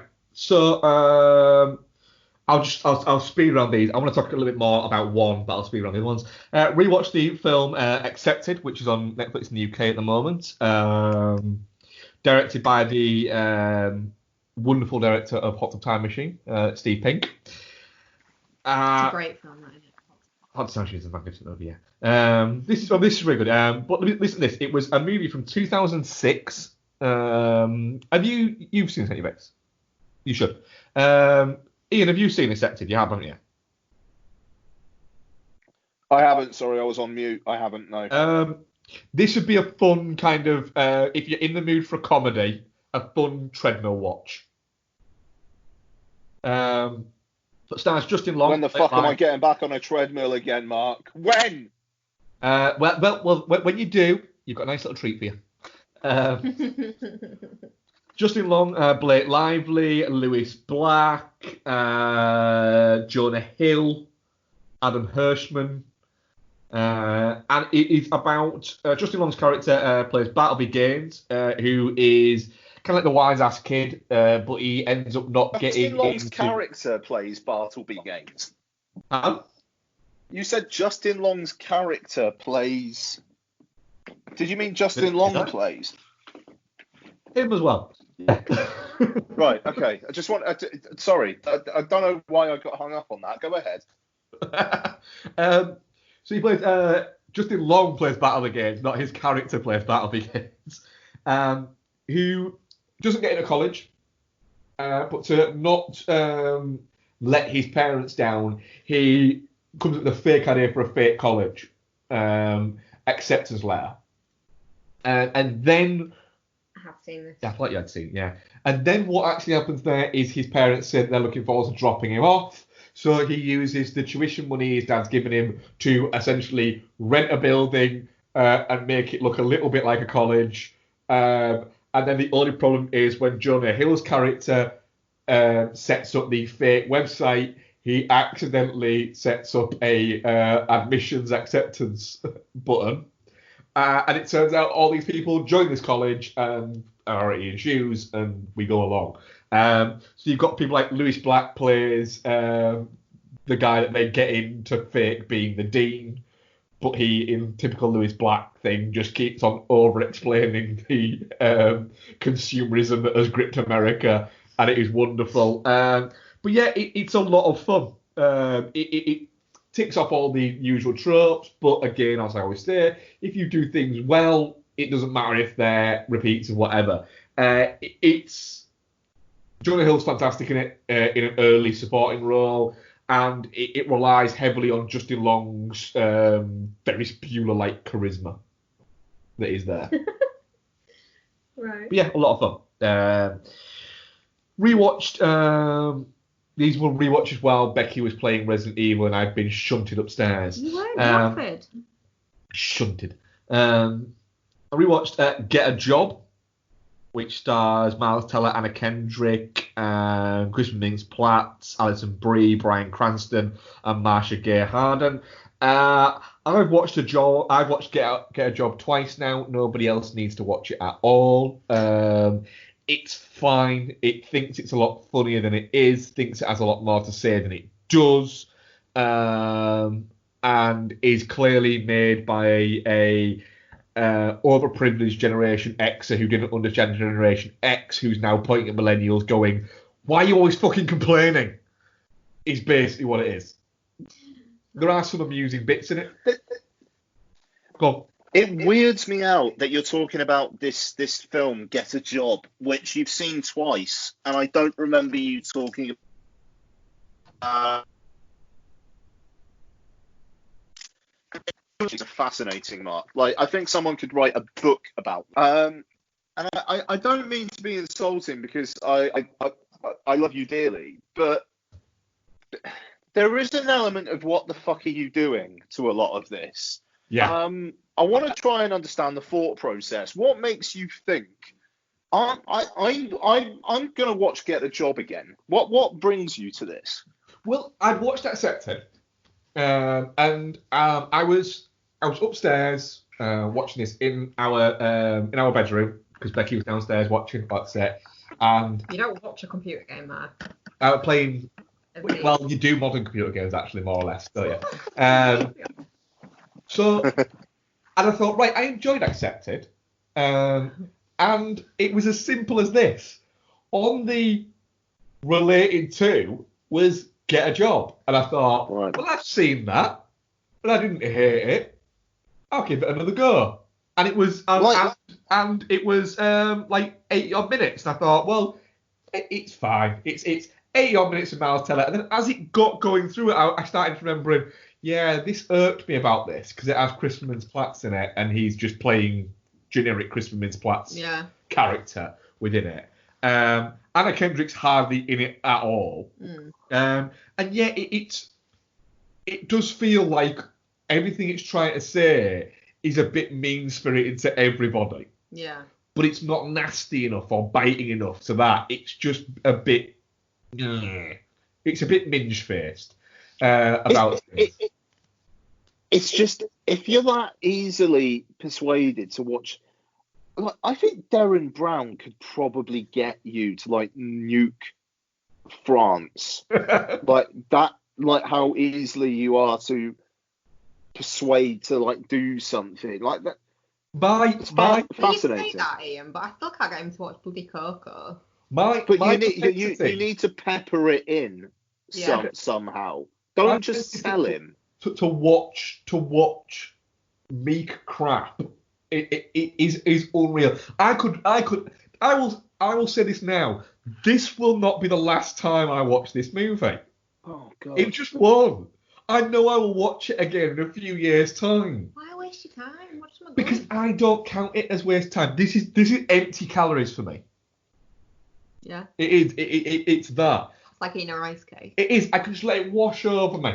I don't have to pay attention to it, and I can just let it just drift over me because it's what I watch for when I want to watch a movie, but I don't want to participate in watching a movie. And it's not like I sat there and watched this movie on my phone, or I sat there and I watched this movie while I was tidying or anything like that, and I had it on in the background to kind of, what is it? And that's why it was fine as a rewatch. I watched this movie, sat down and I watched it. And I guarantee I'll watch it again. There's a lot of good moments in it. It's a fun movie at points. But a moment where Nicholas Braun's character, he plays a stoner who becomes a chemistry teacher. But because he'll get an extra $50 a week, he also becomes a coach of the basketball team. Now, the team doesn't win a single game all season and is terrible. And then after their last game, the PTA are trying to hand out trophies to them, as like participant trophies. And he loses his shit. And he's like, no. Why are you giving them trophies? They're terrible. You are awful. You don't deserve a trophy. And basically has like a breakdown about the fact that they're having trophies. Because he said, my childhood bedroom is littered with these trophies where I got them for literally showing up. He said, and look at me now. I am a chemistry teacher who tries to get you to make bongs in my classes. Just, if you want to become like me, have the trophy. If you want to become something better than me, then don't. But the whole movie is everybody should be better. And it feels a little bit nasty, and I feel like I've spoken about it for too long. I also watched Booksmart. You rewatched Booksmart? No, I haven't watched Booksmart. Oh shit, you haven't seen it yet? I haven't seen Booksmart. Right? Yeah. You have now. I have now. You refused to watch it with me, so I thought I'll watch it. Okay. This definitely is not my bag. No, this isn't your bag at all. So Booksmart, directed by Olivia Wilde. I like Olivia Wilde as a performer. Olivia Cockburn? Olivia Cockburn, yeah. I like Olivia Wilde as a performer. Stars Bernie Feldstein, Caitlin Denver, Lisa Kudrow, Will Forte, Jason Sudeikis, Billy Lord's in there, and a few people where it's that kid from that thing. Story Booksmart. Two kids, Amy and Molly, played by Bernie Feldstein and. I just need you to say what you thought of it, Mark. Everyone knows what Booksmart. Booksmart is nowhere near as Booksmart as it thinks it is. Fucking right. What I'll say is, at points, it's fun and it's entertaining. The issue is, it essentially is whether or not it's trying to be or not, it is a little bit of a Superbad, but from a girl's perspective, in a way. But the issue you've got there is Superbad has two lead characters who both of them are quite likable. Right. And even the dickhead version of them, so the Jonah Hill character, is quite likable, even though he's a dick. You empathise with him, and you get the reason why he's trying so hard. Bernie Feldstein's doesn't pull that off. She just comes across as an arse in it. And I'm not saying she's bad in it, but her character, I didn't connect with her character's arc of that. The dressing down her character gets quite early on in it, where she tries to dress down a few kids. Yeah. And then she ends up getting it thrown back at her, which causes her to have the crisis. That is a great moment in the movie. But it's also, it's a movie of privilege. That is an issue I have. I have other issues that I'll come to again in a second. But it's a movie of privilege. So it tries to point the finger at and actually makes a point of pointing a finger at the 1%. But the whole movie never actually acknowledges that the whole movie is set in and around the other 4% that make up that top 5%. but tries to pretend that it's not, when it actually is. There is no, I very much doubt there is any single high school that is a normal high school in America that has so many kids going to Ivy League schools. I do like the Amy character. The fact that she has come out but hasn't had an actual lesbian relationship yet or experience yet, but is gay. But the fact it doesn't dwell too much on that is quite good. She plays that quite well, and the fact that she quite literally is, I don't know what to do. I know I'm gay, but I don't know how the mechanics of it all fucking works. Yeah. Is very relatable, because that's not something that just happens to gay people. It happens to everybody. Nobody sexually knows how the mechanics of it actually fucking work until you start doing it. It's a fumble and see situation. However, my biggest criticism of this movie is it constantly repeats itself. Yeah. So they need to find out what this party is, right? Sorry, 20 years ago, 10 years ago, maybe, and 30 years ago, yes. I can get behind the logic that you don't know where the fucking party is and you can't find out where the party is. Nowadays, no. No, I don't. I don't. They're posting about it all over social media. You can, if you are that smart and you are that book smart, you could have realised that you could find out where it is before you find out where it is, without having to go and look at the land registry in the library. I'm sorry, fuck off. Secondly, the first point is they get a lift, so an Uber, but it's Lyft. What is it? And it's their principal that turns up. So, all right, yeah, funny. Their teacher takes them, they go to the wrong party, right? Then when they leave that, they get picked up by another team who takes them to picks them up from another wrong party they've been at, and they go to the right party. It keeps repeating itself. And then Billy Lord keeps on turning up at each party, which is, again, repeating itself. It's just... I said to Becky after I watched it, I would genuinely like to sit down with somebody who really enjoyed it and really liked it, just to say, right, why? And not an aggressive to try and change their mind, just because I want to understand what they liked about it. Because I didn't dislike it, I just don't see what all the fanfare was about. Yeah. And again, while I'm a little bit climbing up the fucking soapbox a little bit, we have a whole movement at the moment where we're trying to push more towards a greater representation of female directors within cinema. And I'm all for that. It's a great idea. It should be happening, right?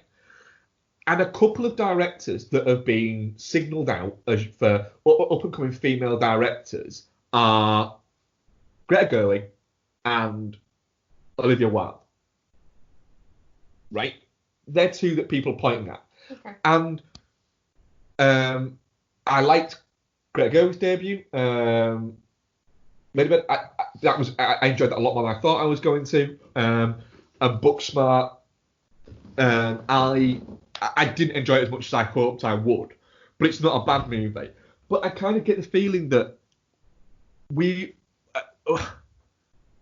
if we're going to have a greater female representation in cinema for female directors, I'd like it to be ones that aren't from a privileged background, in the same way as I'm getting sick of every up-and-coming British actor being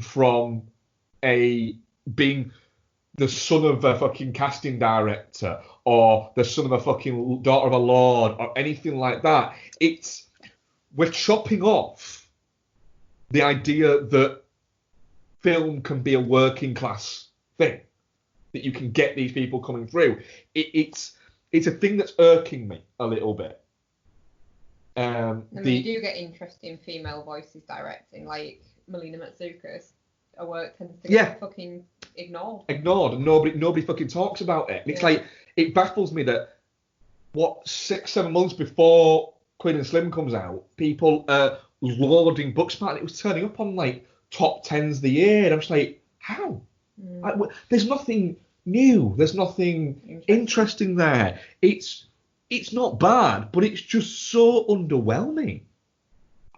For me, Booksmart is the 5-star film of last year that everyone forgot they gave 5 stars to.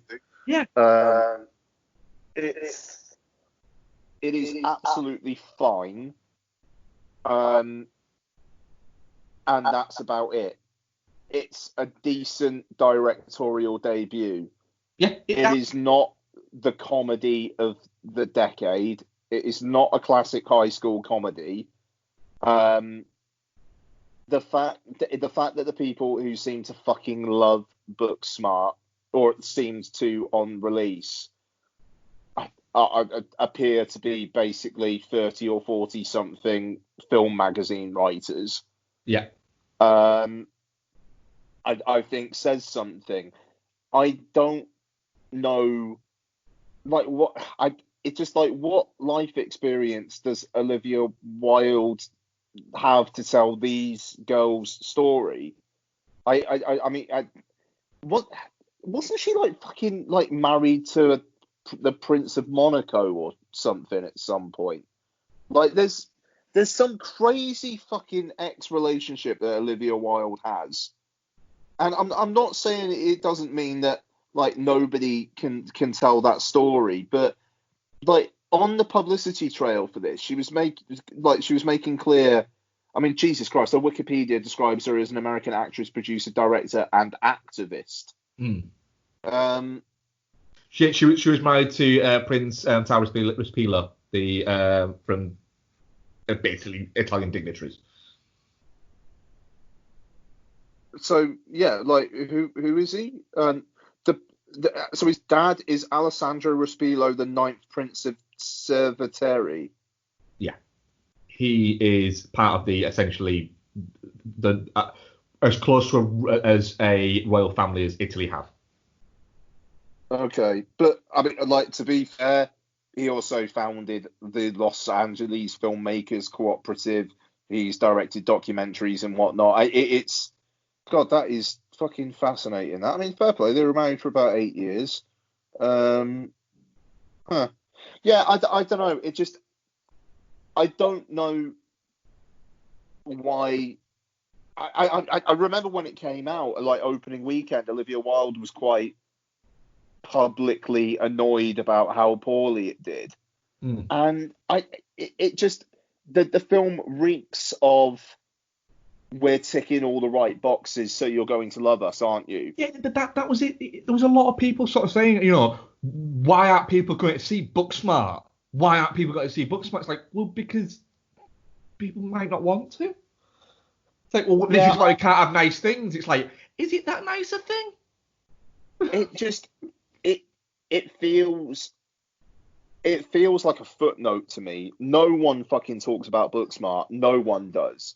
And yet, for about a week in March of last year, it was all anyone on film Twitter would talk about. Yeah. And it's just, it's gone like a puff of smoke. Yeah, it is. And it maybe deserves to and doesn't deserve to exactly in the same amount at the same time. It's not a bad film. It's just, it's the favourite frothing at the mouth that people had about it, saying, "What's this?" And then you actually watch it and go, again, like I say, I'd like to sit with somebody who was that, you know, that into it, and just say why. Not, again, like I said, not so I can change their mind or I can belittle why they got on with it. I just genuinely would like to know what it was about this that struck a chord. Yeah, I mean, it's not shit. It's not shit. It's a decent film. It's a decent film. That's it, and that's fine. That is fine. But again, it repeats itself so many times. Again, another bit it repeats. Them putting on outfits and then telling each other they look wonderful. Yeah, it does that. It repeats that a couple of times. It's like, do you know what? Wasn't that funny the first time? Really not fucking funny this time. Yeah, it's a smug film, and yes, it's that's it. Fine. Before we do what we've been watching together, do you want just something else want to talk for a little bit? Yeah. Okay, so the ones that I have watched without you, not necessarily on my own, I watched The City of Lost Children years ago since I watched it, but I love the Genet films, with the exception, oddly, of Amelie, which I think I'm going to have to give a rewatch, but Delicatessen. You know what? I've never seen Amelie. Should we both watch it and we'll review it next week? Oh, shit. Oh, I like that idea. Yeah? Yeah, all right. I'll watch Amelie for next week. Okie dokie. Nice. Well, I like his films, but Amelie always felt too nice and upbeat to me, in contrast to City of Lost Children, Delicatessen, and Micmacs. They've all got the same kind of vibe, but they're all a bit darker, I guess. Yeah, sure. So I'd like to give Amelie another go. So we'll do that next week. But yeah, City of Lost Children. Have you seen it? Yeah. Big fan of this. It's fucking great. It's just weird and twisted, and the story's good, but it's also funny, and it reminds me, every time I watch it, it reminds me of Dark City. It's got a kind of very similar aesthetic to that. Yeah. But yeah, watched Micmacs a few weeks ago. This one's done, so I'll get Delicatessen and Amelie done for next week. Me and Isabel watched Birds of Prey,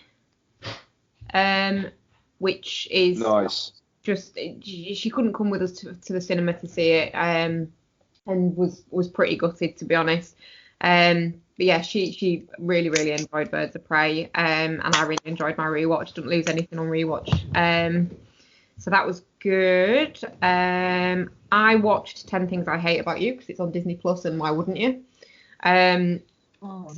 Still makes me really fucking sad. 10 Things I Hate About You. That bit where he's singing on the bleachers, my heart just can't take it. It's awful, but it's a brilliant film. I did like that brief kind of that brief post Romeo and Juliet, William Shakespeare's Romeo and Juliet, which was I think 96, and from there to about sort of the early noughties, there was 3 or 4 of these Shakespeare adaptations. So you had Clueless. Clueless. Well, Clueless was before, what's it, wasn't it? But then you had 10 Things I Hate About You, Get Over It, and She's All That. Oh yeah. She's All That. Oh, those are really underrated one. I'm surprised that has never picked up as much traction as it should. Huh? I remember that one being a bit of a distribution challenge because isn't there a shooting in it, and that was around the time of there was another shooting, so it never quite got the release it should have. It's got a hell of an early noughties cast. And directed by Tim Burton also. Oh really? That's right. Mm. Yeah, it was nice the releases of making the stories accessible and appealing to younger audiences, because the stories are great, but they're not, no one's going to sit, no fucking teenager's going to sit and watch classic fucking Shakespeare, are they? Shakespeare would never have wanted his plays to have continued to be shown the way that he wrote them. I think he'd have wanted them to adapt and in the same way as I got constantly told off in my English lessons when we were doing Shakespeare, is why we're reading a play. That's ridiculous. Yeah. But you can't perform them in every lesson, I guess, can you? No. Isabel and I also watched Captain America, the first Avenger. Did you? Yeah. Well, I can't get you on board with this Marvel rewatch, so I'm just going to do it on my own. It's fine. Oh, you could be watching this all in 4K if you had a 4K TV, because Disney Plus offers everything in 4K. I know, but then everything would look cheap and tacky and like it was on the beach. Oh, you're such a fucking dickhead. It's unbelievable. We got to the end of it and Isabel went, wow, that was boring. And I was what? Like, that really was quite boring, wasn't it? I forgot how boring America is. It's dull on rewatch. Given how big the later ones get. I found that in a few that I've rewatched. Iron Man 2, which is great. It makes the earlier ones look kind of not as good. But it's one that you have to watch to get the later stuff. So, but yeah, I found it much less engaging than a lot of the other films. Isabel's only on board really because she wants to rewatch Ragnarok, and I told her she's not allowed to until we get to it. Fucking hell, she's got a journey. I don't think she's got it for her there, does she? She's not going back. Does she not know that she could just make her own profile on Disney Plus and have at it though?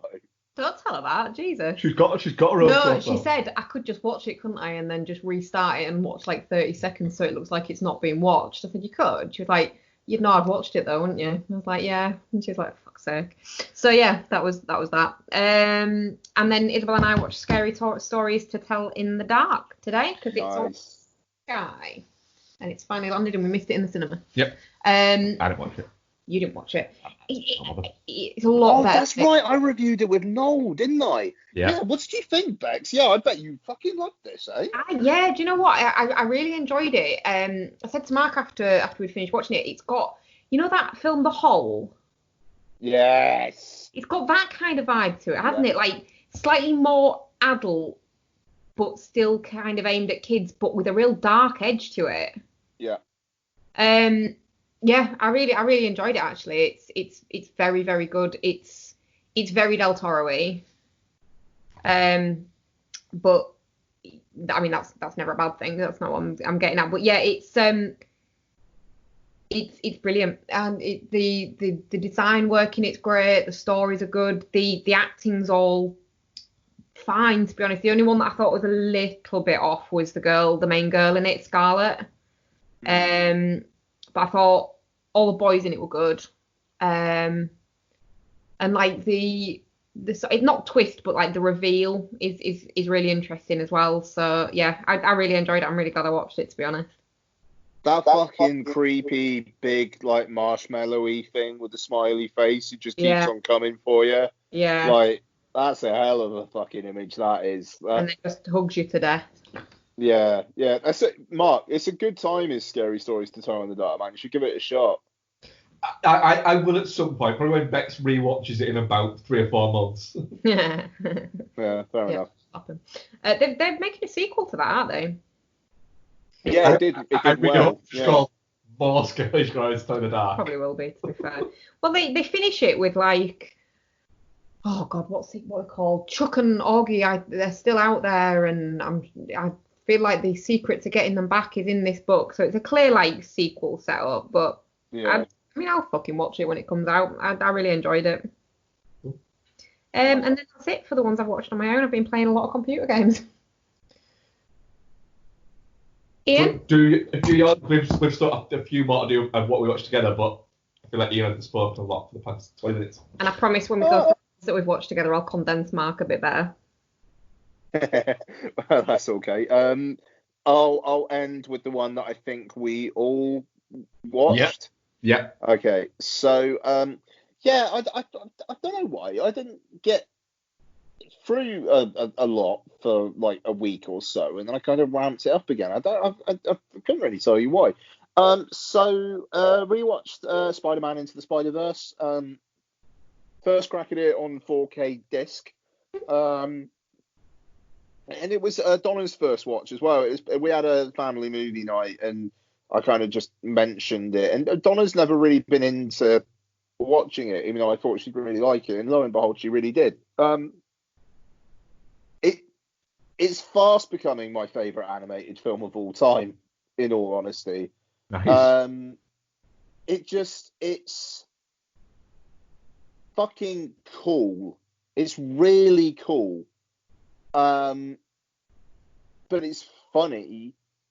It visually, it's mind blowing. And it's got a proper beating heart at the center of it all as well. I think it's probably my fourth watch of it. Yeah, saw it twice in the cinema. Yeah, fourth. How many? And 4. Sorry, I was just trying to work it out. And it's lost nothing. Well, I mean, if it's lost anything, it's just the fact that like seeing it on a big screen was a hell of a thing. I don't know, it's weird because between this and Extraction, which I said earlier on, I would love to have seen it on a big screen. It's like missing the cinema has become far more of a thing for me over the last week. Yeah. I'm dearly missing seeing things on a massive screen with big sound.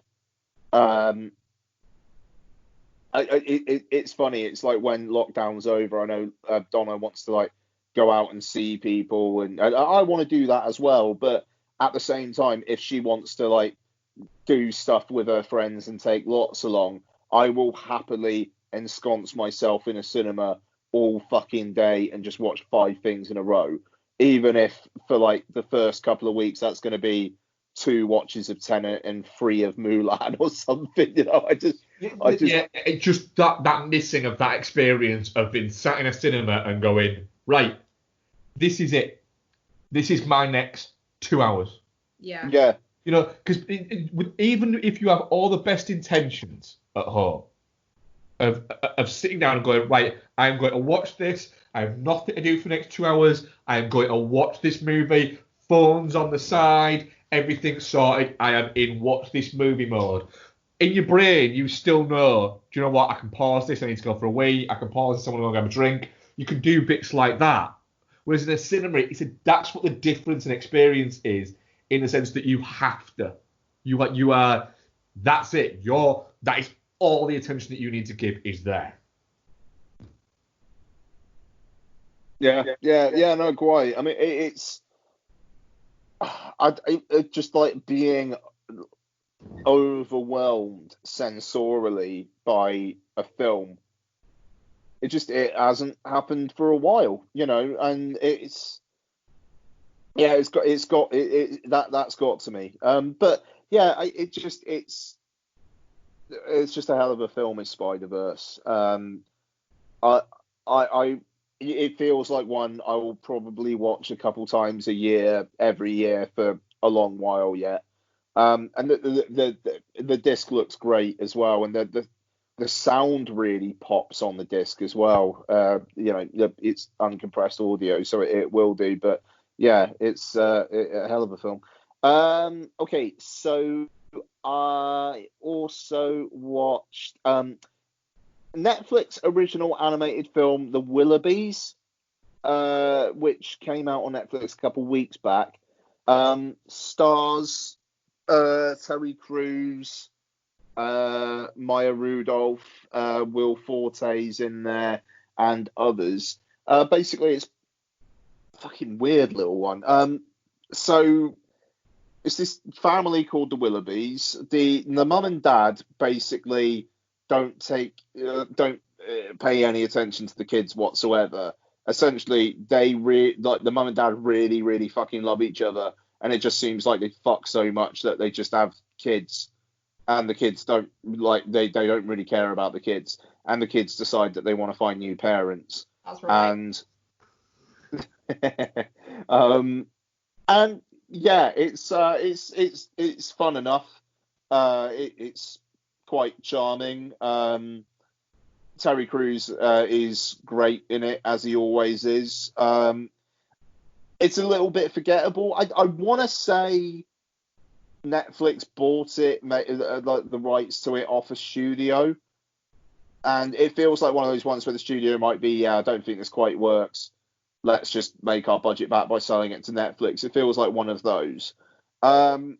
It's fine, but no one's ever going to talk about it. But it worked well enough for family movie night a couple of weeks back. Rewatched Rise of Skywalker. Bought the 4K disc, and a few days later they were like, "Yeah, we're putting it out on the 4K on Disney Plus on May the fucking 4th." It's been out. It would have been out on disc for 2 weeks, and it's already on Disney Plus. I mean, that's got to be disappointing. It's like little bit of minor segue into the news thing, like real minor bit. Did you see that Disney basically tried to claim that anybody who used the hashtag May the 4th, that would be Disney's property. Yeah, it was like, by using this hashtag, you agree to the terms and conditions, blah, blah, blah. What the fuck? It's like, no, we don't, Disney. I'm tempted tomorrow to just use May the 4th and just put all kinds of fucking shit. Yeah, quite.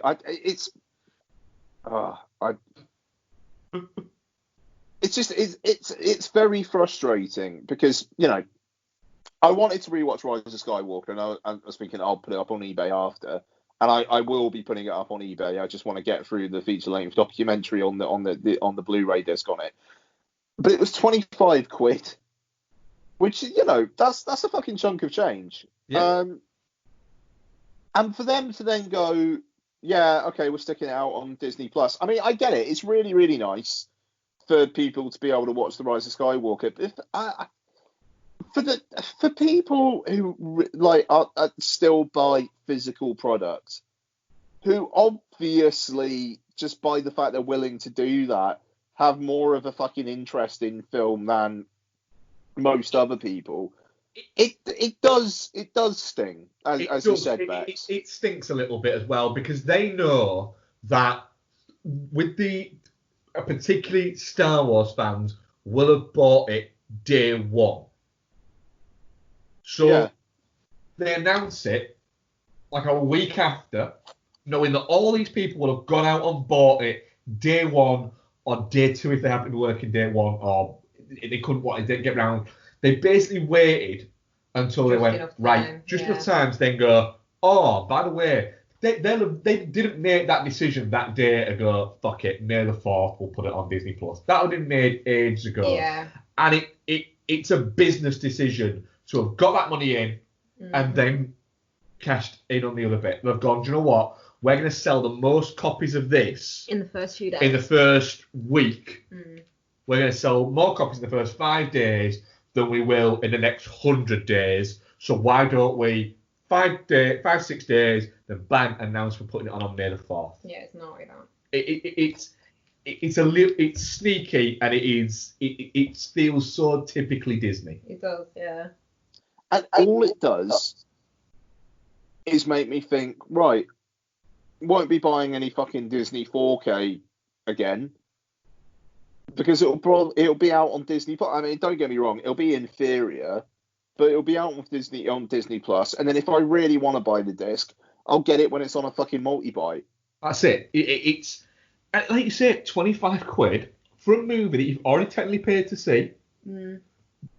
25 quid for a physical copy.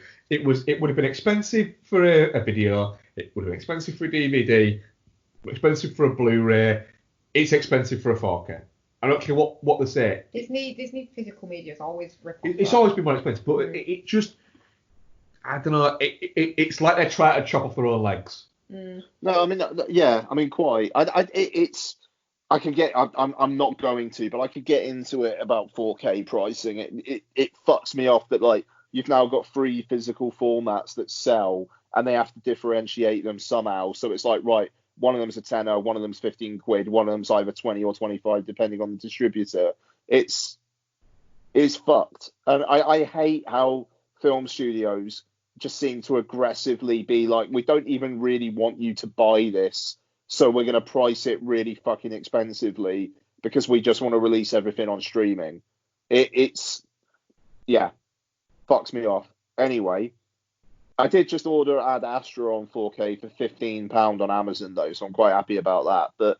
But anyway, I've got to learn not to fucking buy 4K shit the day it comes out, but it's annoying.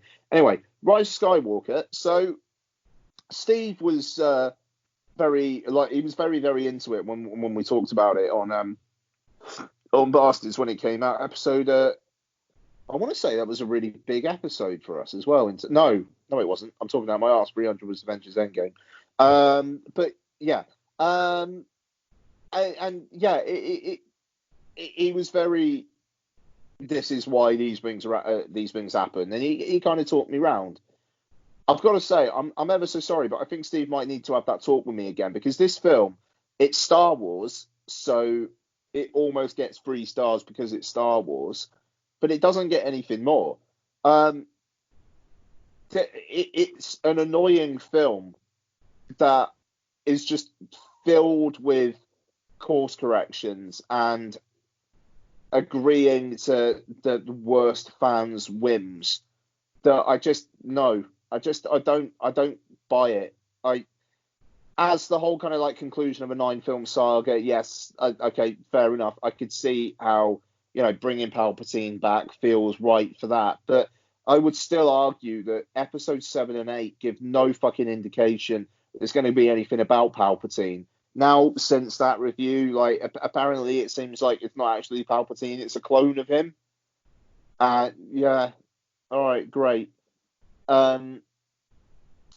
They introduce so many characters in this that you just don't really give a fuck about any of them. I mean, like, fucking... what's her name? Who was the star of Felicity? She plays Zori Bliss, Poe Dameron's love interest in this. She's in it, and it's like, great, yeah, you're a cool character, and you have some looking character, you have some love interest shit with Poe Dameron, and that's about it. Like Finn's love interest, who pops up, and it's like, yeah, I was a child stormtrooper too. Cool, okay then. So that means we're going to give Rose literally like 4 lines. I feel so sorry for Kelly Marie Tran. The amount of fucking promotion she had to do for this film where she's barely in it. I'm sure she was adequately compensated, but just like personally, I can't imagine that was very nice for her. After all the shit she took post Jedi. Yeah, quite. Yeah. And I've said it before and I'll say it again. I feel horrible about how shitty I was about Last Jedi when it came out. Because I rewatched that film before Rise of Skywalker, and that film is great. That film is really fucking good. And I was lukewarm about that when I came out of the cinema about it as well. I don't think I was influenced by like people talking about it after. I was lukewarm about it then. I just got hung up on some stupid shit like people being on hold, and I hate it. And I feel like Noel's never going to let me live that down. I think I deserve it. Yeah. I mean, the disc looks fucking amazing. It's top tier production value wise, but yeah, it doesn't feel like what The Last Jedi was setting up. And I don't care how much J.J. Abrams and Chris Terrio like say that they weren't like admonishing The Last Jedi. Fucking feels like it. Like just the fact that Luke chucks that lightsaber over his shoulder and is talking about like the Jedi had done blah blah blah. And in the sequence where he's like a Force ghost in this, first thing he says is like, that's not the way to treat a Jedi's lightsaber, and like basically talking about, oh, actually no, you know what? The Jedi, yeah, it's all right actually, yeah, it's fine. The fact that Rey calls herself Skywalker at the end, why? You know, but Adam Driver is really fucking good. The cast are really good. It looks amazing. Babu Frick is my fucking boy. Babu Frick A. Babu Frick. Hey! You know, brilliant. Just when he turns up at the end, like with Zori Bliss, and she's there, and he's just like, hey! Babu Frick. I know I said about introducing too many characters, but Babu Frick. Oh God, Babu Frick. The fact that C-3PO is just like, he's one of my oldest friends. Like, I'd love to get his memory wiped. You know, that's a good line. I mean, there are things in Rise of Skywalker which are likable. There are. But there's also an awful lot of shit that annoys the fuck out of me. And, why Palpatine? Have Kylo Ren be the big bad. He's just fucking, like, taken over from Snoke. Have him be the big bad, and then it be, like, it would just make it more impactful if he then goes to the side of the good in the end. Anyway. frustrating. I'm really to rewatching that tomorrow. Do it. Like, we'll have a conversation next week because obviously we need to talk more about Star Wars. But no, I'm intrigued to see what you think about it second time round. And I've watched most. Sorry. I saw it twice in the cinema. I went on my own. Oh no, that's right. You did, didn't you? No, you did. You're right. And if I'm about an hour and a half into the 2-hour-long documentary that's on the Blu-ray. If that's on Disney Plus, it's worth a watch. Nice. There's a very, very nice, like, touching bit about Carrie Fisher, and like Billy Lord did the stuff, the flashback where it's like Luke and Leia training. Yeah. Like, she did the Leia stuff. Oh, I heard that. Yeah, that's nice. Yeah, I mean, it's really nice, and just seeing her talk. Like, I didn't like how that was done in the film. It's very, very stilted. It's very obvious that shit's compromised. But seeing Billy Lord talk about it and how she reacted to how much effort they put into it, it is kind of forgivable with that context.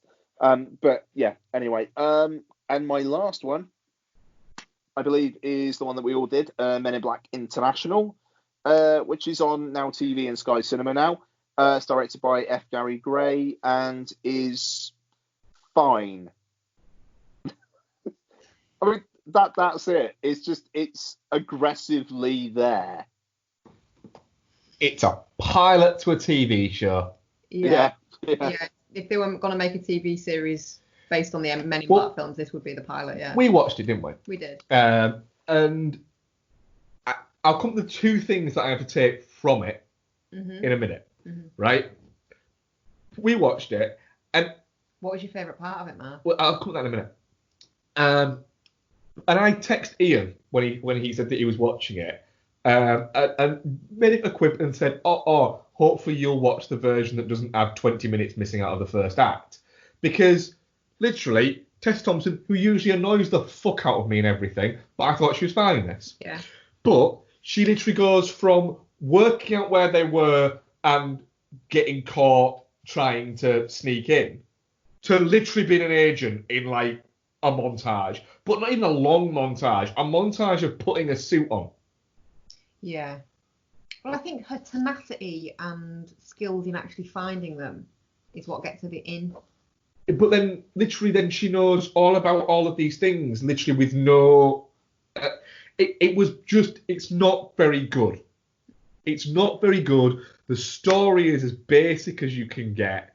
The whole thing is, right, well, it's this, and it's this, and it's this, and it's this, and I've gone, right, that's not that interesting, but it's got Chris Hemsworth in it, so... Yeah. The two bits that I will take from it is, one... Yeah, I mean,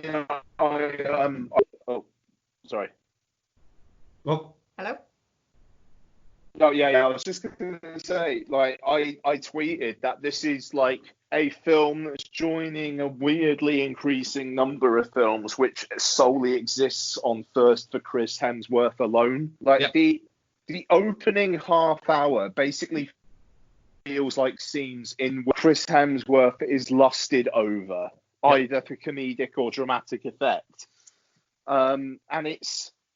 Yeah, I mean, it's bizarre. I mean, I've just got to agree with you, Mark. The whole Tessa Thompson, like, finding them and then she's immediately in. Like, literally it goes from she's having her suit done to, she got at least 95 on, like, all her fucking entrance exams. That character is never wrong. She never does anything bad. Her character arc is... I saw an alien, and this is the bizarre thing about it. I saw an alien, and I saw my parents get neuralized. I want to work for the people who neuralize people. Yeah. There's no, I don't trust you. I mean, why not have it be, these people fucking scarred me, and I don't trust them. And then, do you know what? There's some untrustworthy elements in it, i.e. Liam Neeson, the most fucking obvious bad guy of all time. Yeah. But there are good people who work for this agency, and overall they do good things. That's a way better arc than Chris Hemsworth. Like, do we I watched this with a few drinks last night. Do we ever learn why he turned shit?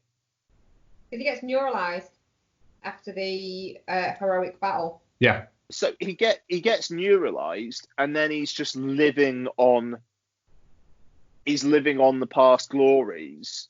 I don't think he's. But then previously, as such, I think he's not the same as he used to be. Yeah. Oh, that's it. The guy, But that alien does that says mean you're not the same. neuralizing causes people to no longer be the same as they were? Which is quite concerning. Which is quite concerning because they do an awful lot. Yeah. The two bits that I take from it is, I turned around to Becky and said, "Why is Chris Hemsworth wearing pink trousers?" Oh, she said, "I don't think he is. I think it's a reflection off the bag or something like that." And I was like, "No, he's wearing pink trousers." And then literally a second later, Rebecca Ferguson goes, "Oh, blah character is here, and he's wearing pink trousers for some reason." Then it's not explained why he's wearing pink trousers, but even the movie thinks it's weird. But I think Chris Hemsworth can pull off. He can pull them off. No, he can. Yeah. So no, I'm not angry about it. I would have already known if you would have said, "There's these pink trousers, who can pull them off?" One of the first people that come out of my head was, "I bet Chris Hemsworth can pull them off," right? So that Chris Hemsworth pulling off pink trousers is a thing that I would take from this. Well done to Chris. And Rebecca Ferguson's delight in everything she's ever in. She's got some cool hair. Yeah. Cool hair, Rebecca Ferguson. Literally, I do think that there's now a thing that she has, because it's starting to become a theme in her movies where she must have it in her contract, like when Van Damme had it in his contract that he had to show his ass, where she goes, "Right, I have to be barefoot at some point, but I don't just want it to be that I'm barefoot, I want it to be obvious that I'm barefoot. I want it to be in Rogue Nation, where I specifically take my shoes off. I want it to be Dr. Sleep, where I am walking around without shoes on specifically. I want a fight scene, but I don't want to be wearing shoes. Why? Because I'm Rebecca Ferguson and I don't like shoes." Maybe she just really hates them. I'm fine with that. Maybe she's got weird shaped feet. Oi, have some fucking respect. Boy. I think our antipathy for Tessa Thompson has been expressed on the podcast before, but it's just the fact that with this and with Thor Ragnarok, her characters are basically perfect. They kind of have no arc. She's much less of a knob in this than she is in Ragnarok. She is, but she just she seems to gravitate towards characters that think that she thinks she is better than everybody. No, but I mean, the thing is, I get it with this because there's no fucking development. She doesn't have any life lessons. I know these people are out there. I've joined these people. I helped these people save the world. The end. Hemsworth, the film is kind of obviously more interested in Chris Hemsworth, to be fair. And really, so it should. I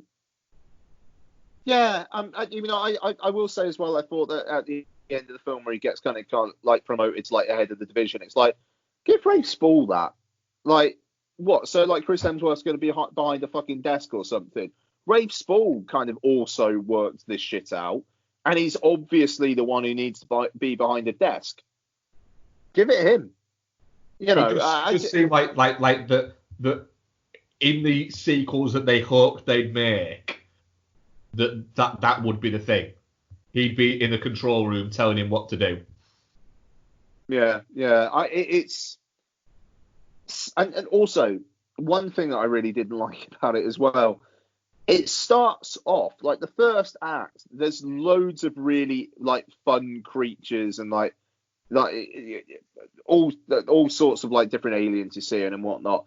And then after like that big thing where like the two dance brother aliens attack, there's barely any aliens in it for like the rest of the film. I mean, you've got Kumail Nanjiani's like little guy, and the one who turns out to be the grown-up alien that Tessa Thompson saved at the start. But you don't really get any more aliens. I mean, you get the Liam Neeson one at the end, but for a Men in Black film, it feels very devoid of that. I mean, a large part of the second act just takes place in somewhat like Italian villa. Do we really want that? Don't we want some fucking bizarre alien shit? Like the fucking shoes with teeth.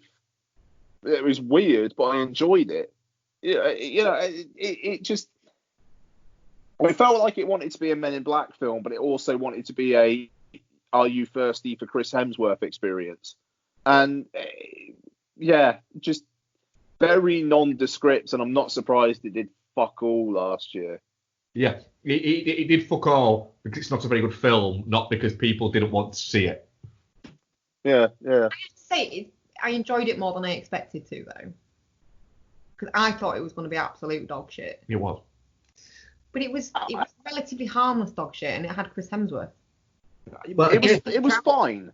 Well, what I'll say there, Becky, is you obviously fall into the category of the thirst for Chris Hemsworth thing. I mean... Which I'm fine with. Yeah. But that's it. That was your in, was the fact that Chris Hemsworth in it and enough Chris Hemsworth in it. Yeah, you didn't really have anyone.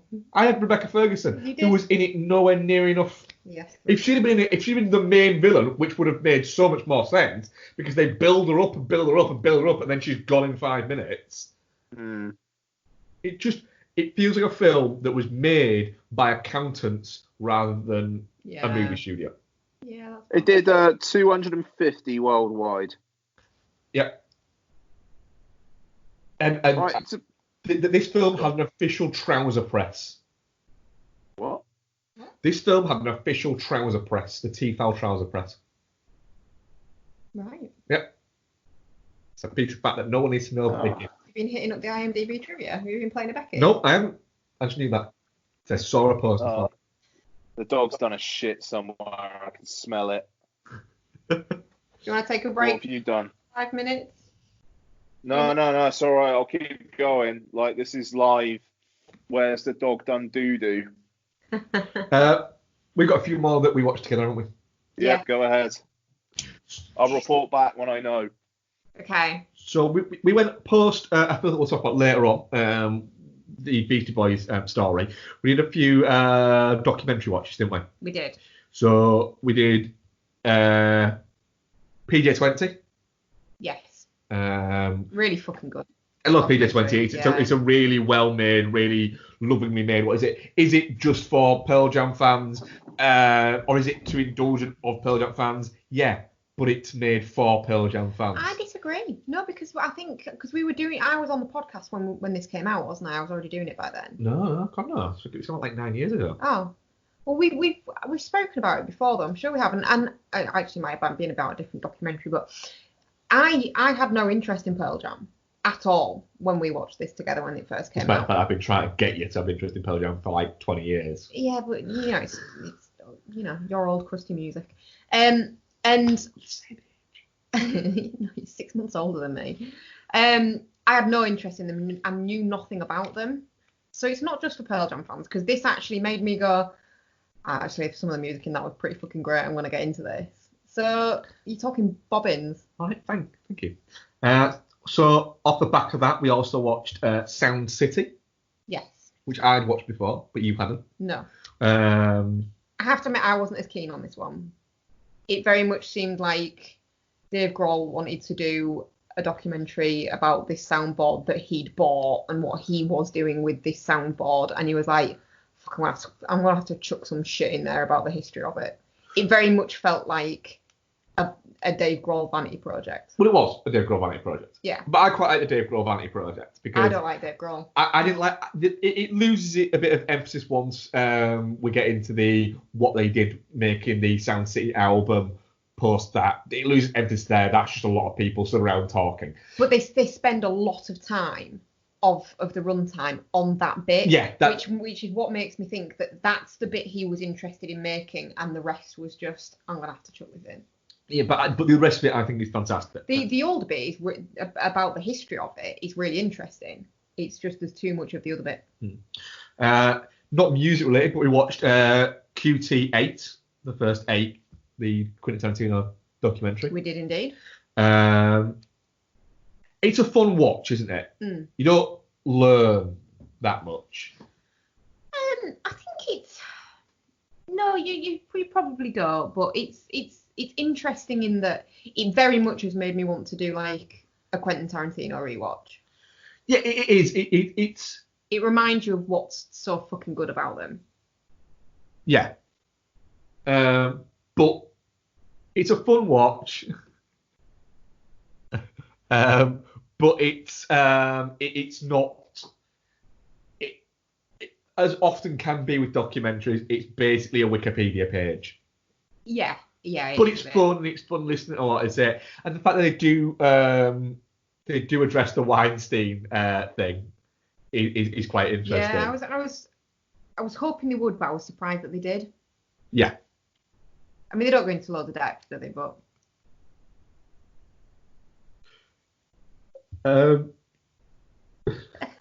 you found it yet, Ian? I think he is muted. Does he even know he's put his video on? I don't think he'd be holding his camera like that if he did. No, I don't think he would actually. No. What else did we watch? We watched The Nice Guys. I'm enlisting you in the search, guys. We rewatched The Nice Guys. I'm going to search while I'm talking. Nice Guys is fucking great, and it's criminal that not enough people went to see it, so we don't have at least another 2 of these movies. I don't watch another 2 of these movies. Anyone who watched it would have watched another 2 of these movies. Did it not do well? It didn't do well enough to fund a sequel, no. See, now back to what you were saying about that fucking Booksmart bullshit. This is why we can't have nice things, not because of Booksmart, because of this. It is fantastic. It is a movie that will go down in years to come as being a movie that should have gotten more attention. Yeah, definitely. And then we rewatched Waiting. Yeah. Yeah, the Ryan Anna Faris and Justin Long film, set at a restaurant, a day in the life kind of story, isn't it? Go on, Vex. I'm not usually super sensitive about this kind of stuff, but I can go, do you know what? It's of its time. It's a fun movie. Like, it's a funny movie. It's 15 years old. But I wish that someone had released like an edited for 2020 version where it just beeps out all the times they say fag, and it beeps out the times where they make a joke about kids with Down syndrome. There was one joke, and it's a funny joke. It's not a funny joke, it's horrible. It's a funny joke. And then I could just like it without sort of caveats. Oh.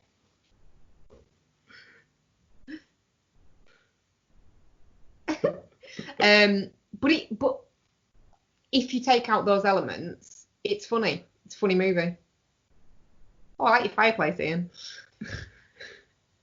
I don't give a shit about those things because... Terrible person? No, because I think what the movie is doing... They're supposed to be terrible people. Yeah, no, and they're saying things that terrible people say. And that is the whole point. You're supposed to think these guys are arseholes. That's why the character that you are on a journey with points it out at the end of how awful all of these people are. Sweets off his phone. Yeah. As well, what I think it's forgotten about is this movie's 15 years old, right? Which means that it's you've got to, although it feels like it was not that long ago, it's a long time in society. Yeah. And that's it. I enjoyed it, but it does. I can see why. I'd be very surprised if this ever turns up on a streaming service, because I think they'd go, no, just don't. The thing, especially with like Ryan Reynolds being Ryan Reynolds now. Ryan Reynolds would probably come out and go, look. He would, but there's a lot built around the brand of Ryan Reynolds, and I don't think he'd let this tarnish it.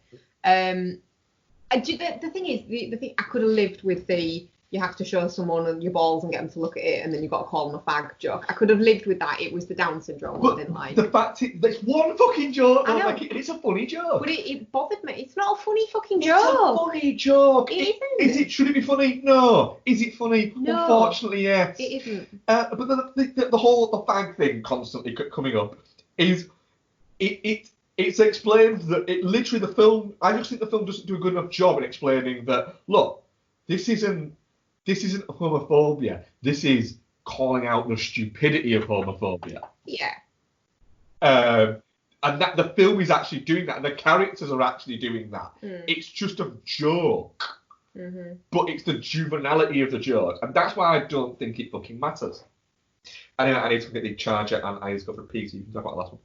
I'm not talking about it on my own, no. Start talking about it then. Okay, so we also did a rewatch of Tombstone. It's a film that we tend to come back to every once in a while because it's such a fucking delightful film. Largely for Val Kilmer's performance as Doc Holliday, but also you've got the great performance, which I don't think gets mentioned as much as it should, of Kurt Russell, and the delightfulness of Sam Elliott just being Sam Elliott. Basically film about the run up to the gunfight at the OK Corral, and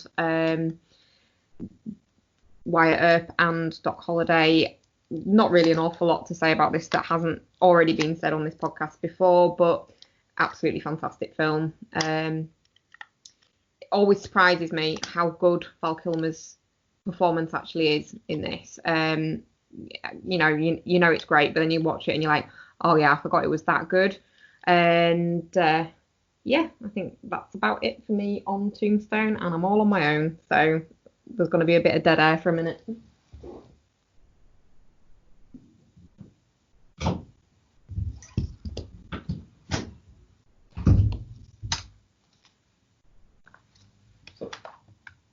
Nothing. Do you have anything to add about Tombstone? Still think it contains one of the most underappreciated, underrated performances in cinematic history from Val Kilmer. But that's worth watching his own quite a lot on this podcast.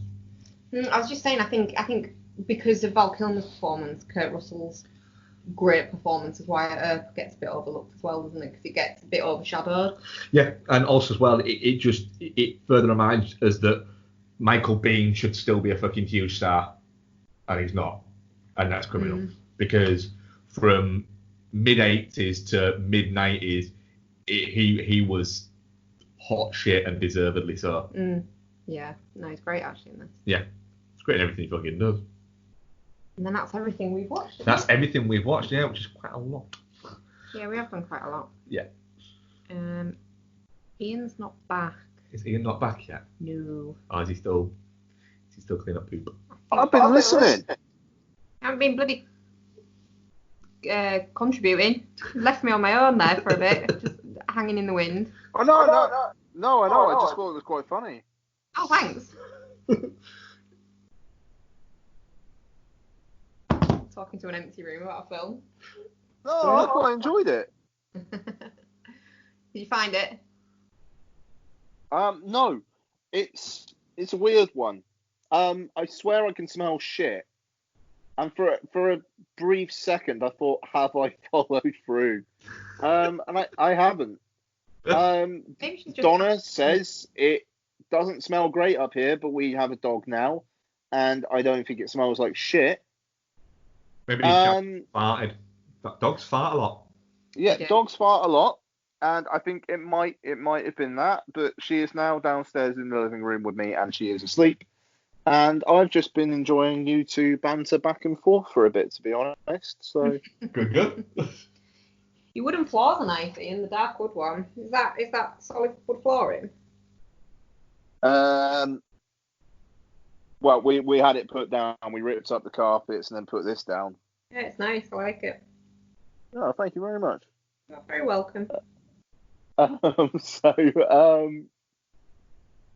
those who don't know, I was kind of like, I had the video on a little bit.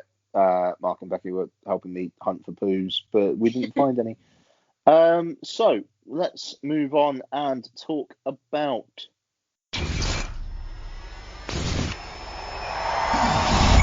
Ready? Yeah. Now here's a little story that I got to tell about three bad brothers that you know so well. It started way back in history with that rock, MCA, and me, Mike D.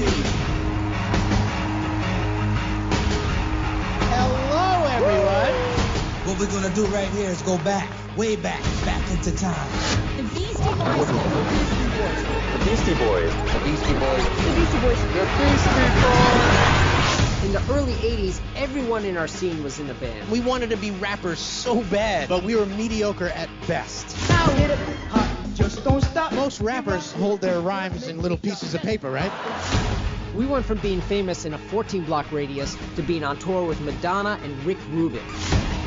The shows kept getting bigger and bigger. We morphed from making fun of party bros to actually becoming those dudes. We were burning out. I just didn't even recognize the person that I had become at that point. The Beastie Boys Story.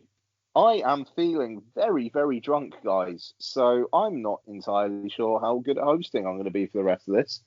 So, let's see how this goes. It's directed by Spike Jonze, and it stars the Beastie Boys. I think that's probably all you need to know about that. It's basically footage from a kind of like a live show that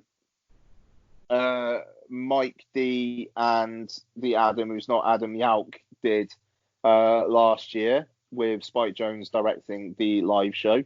And it kind of seems like it was done in conjunction with a book that they put out as well called The Beastie Boys Book. Yeah. And is them, you know, kind of like charting their origin and their development and how they kind of just grew as people through the making of the band, really. So this is on Apple TV Plus. So it's pretty accessible if you're in the Apple ecosystem. And Mark, what did you think of the Beastie Boys Story? Well, I'm a Beastie Boys fan.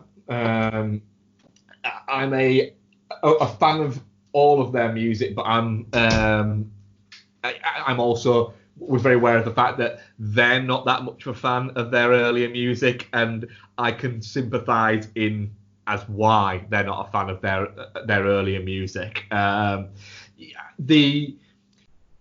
like the styling of the documentary, the way that they do it, because rather than a lot of documentaries, they, especially ones that tell the story of how a band became and anything like that, they focus on the band, but you don't often spend that much time with the band. Whereas this, you've been invited to have them tell you their story rather than somebody else tell you their story. And within that, you get an idea of more of how they went on the journey of the band rather than just the band's journey. So you've got them sort of talking about the ridiculously of what was going on and how they got caught up in it, and they can kind of have a bit of self-reflection in that. So I really like that element of it. It was quite fun, the stage element of that as well. And that was quite a fun sort of little way to do it. But it was, I think the fact that you've got Mike D and Adam Horowitz tell the story, and they very much are going, look, the main creative hub of the band was Adam Yauch, and he's not here. So I thought that was, you could see that has had a profound effect on them. And everything, they do seem like a couple of guys who have absolutely learned lessons from what's happened to them, from the journey that they've gone on. Yeah. They've learned a lesson from it, and they've grown as people, and they've become better people of it. There's a great moment in it where, you know, he's talking about the fact that he got questioned on him commenting on the treatment of women within the music business, and a journalist called him out on it and said, well, what about, you know, the way that you speak about women in your songs? And he basically said, yeah, they were right to call me out on it. And, you know, his response was good there as well. His response was saying, you know, I prefer to be the guy that learns from that than that guy. I prefer to be a hypocrite than never change. Which is spot on right. And I think that there needs to be an element of that.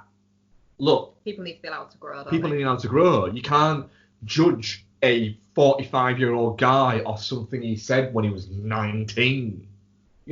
fuck, if you stuck a camera in front of your average fucking 19-year-old who might have been a really nice fucking kid 90% of the time, if you stuck a camera in front of them that much at that amount of time, they're going to say some dumb fucking shit.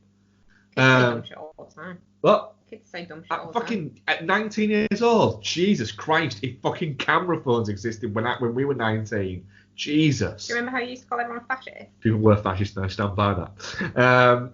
But yeah, it was really good. Someone else can talk now. Yeah, well, I really enjoyed it. I mean, I am absolutely not its audience because I don't have any kind of familiarity or anything nostalgia for the Beastie Boys. They just weren't. They're not anything that's ever had a huge influence in my life. I mean, I've tried, haven't I? You have, yeah, but it's just not. It's not my kind of music. That's fine. But I really enjoyed the documentary. The format was a really good idea. Doing it that way, like you say, with a lot of them, you're spending a lot of time with a lot of talking heads that are discussing the band and things like that, but you don't really spend that much time necessarily with the band. So it was nice done like that. The only criticism I did have on the format is some bits felt a bit too forced at points, like a bit too over-rehearsed. And yeah, that kind of took you out of it a little bit. But the story itself, the actual story of the band was really, really interesting. But like I said, I think this is more you and Ian conversation, given that obviously you guys have got a bit more of an affinity with the music itself. But yeah, learning the history of it all was good, and like how things link together as well. So yeah, I did enjoy it. Good. Ian. Yeah, I had a really good time with it. I mean, I'm not a massive fan of Beastie Boys. Intergalactic was definitely a banger for me in my in my kind of like secondary school days. But yeah, I oh fuck's sake, Siri. All right. I found it really touching. That whole element of them not disowning Fight for Your Right to Party, because it kind of like helped them get where they got to, but distancing at the same time, just being, yeah, that's not us now. Like you guys said, I thought that kind of like that growth there was really palpable. And yeah, I mean, I think maybe I found the Spike Jonze interjections funny, but maybe a little bit too much, perhaps. Like it's when just the two of them on stage, they had some really good chemistry going, and that whole kind of like the crazy shit thing. That like it felt like just a kind of like a skit in the middle of this, and it was like, did we actually need that? And probably not. But I liked the way that they dealt with the mixture between kind of like live kind of performance and the clips, and how they all kind of melded into each other. The bit where it's like the slow moving, like walking up the street, and then them having to kind of like pretend to slow move walk up the street and just realize like this looks really fucking stupid. Like it was good. It's yeah, I don't know. I mean, it feels like this probably would have got more attention if I think it was due to play South by Southwest. Yeah. And it seems like it's got barely any coverage, and that's essentially because there wasn't any like big premiere to attach it to. Which is odd, because basically it's the new Spike Jonze effort, you know. Yeah. And when was, I mean, shit, what was it's Her, the last was his last film. one. Yeah. God, that was what, 2013? It's longer than you think, I think, isn't it? The thing is, he doesn't make an awful lot of movies. 2013. No, yeah, but I mean, like, Where the Wild Things Are was 2009, I want to say. It does feel like it's been a while since he's been about, so it's fun to it's fun to hear him again. You know, it was a really, really good time. I thought the stories it told were interesting. I thought that the guys on stage were affable. You know, the music's good. It's even as someone who wasn't really into the Beastie Boys, it was 2 hours that fucking flew by. Really flew by. Yeah, I had a great time. It's good when you're a documentary and you're talking about a band, like you said there, Bex. If you're not in the band and you can get on with the documentary, that's the documentary working well. But also, if you are its target audience and you come away from it going, that was fucking great.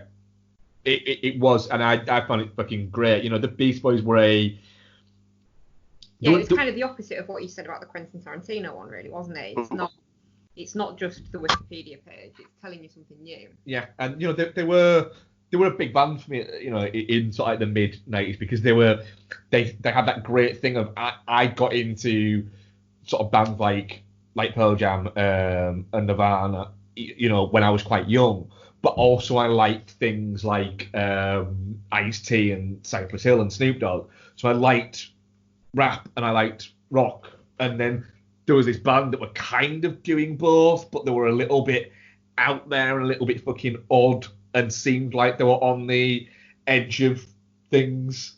And kind of, they always seemed like they were thumbing the nose at it a little bit, but in a fun way. And now you find out, yeah, they kind of were. Yeah. And that's pretty, I think that's pretty cool. Yeah, absolutely. I don't know. It kind of feels like we're probably done. Documentaries is never that much. I think you can get into it. You have to get into like those elements of it. Yeah, that's fair. I mean, it's an easy, definitely not. And if you like Beastie Boys, it's basically a must watch. Yeah, I mean, our audience poll definitely not shit. 71%, Touching Cloth 14%, then Geostorm 15%. I don't think people understand the Geostorm thing. We'll call that Dan's honorary. They'll call that Dan's honorary. I don't know. I'll just press a button. Yeah. That sounds right. Cool. Okay, good. So. All units, suspect heading south. Suspect is considered armed and extremely dangerous. Do not engage. I repeat, do not engage. Place your fingers behind your head, drop to your knees!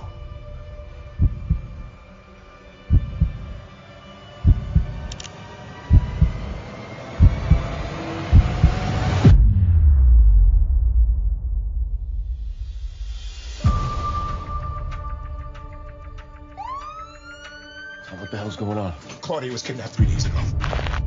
You shot the only lead that we had. Can you tell me about Chief's daughter? What are you, a reporter? Someone took Brooke's little girl. She's in a box somewhere, and she's gonna drown. I can't let that happen.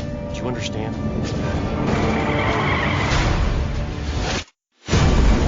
The person dies and nobody cares. You're gonna know what it feels like. I'm gonna kill you.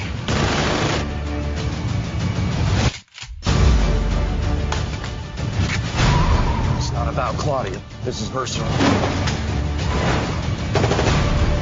How are your knees? I have a real lead.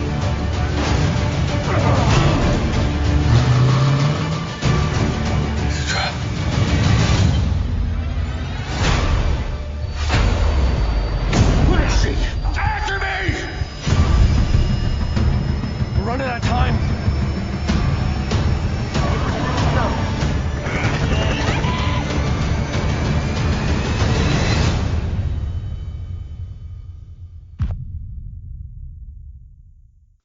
Lastly, in terms of main reviews this week, and this is a beast of a show, guys. We're going to go well over 3 hours this week, so that's great. Well, at least I think it is. In the Line of Duty, or otherwise known as Line of Duty in the US, is this week at the time of recordings, iTunes 99p rental of the week. It's directed by Stephen C. Miller and stars Aaron Eckhart, Giancarlo Esposito, and Ben McKenzie. And this is the story of an officer played by Aaron Eckhart who has got a bit of a dodgy past, and he, like the chief of the police department, played by Giancarlo Esposito's daughter, is kidnapped, and he has 64 real-time minutes to try and save her. A reporter called Ava teams up with him, and hilarity ensues. This is a film. Bex, what did you think of In the Line of Duty? He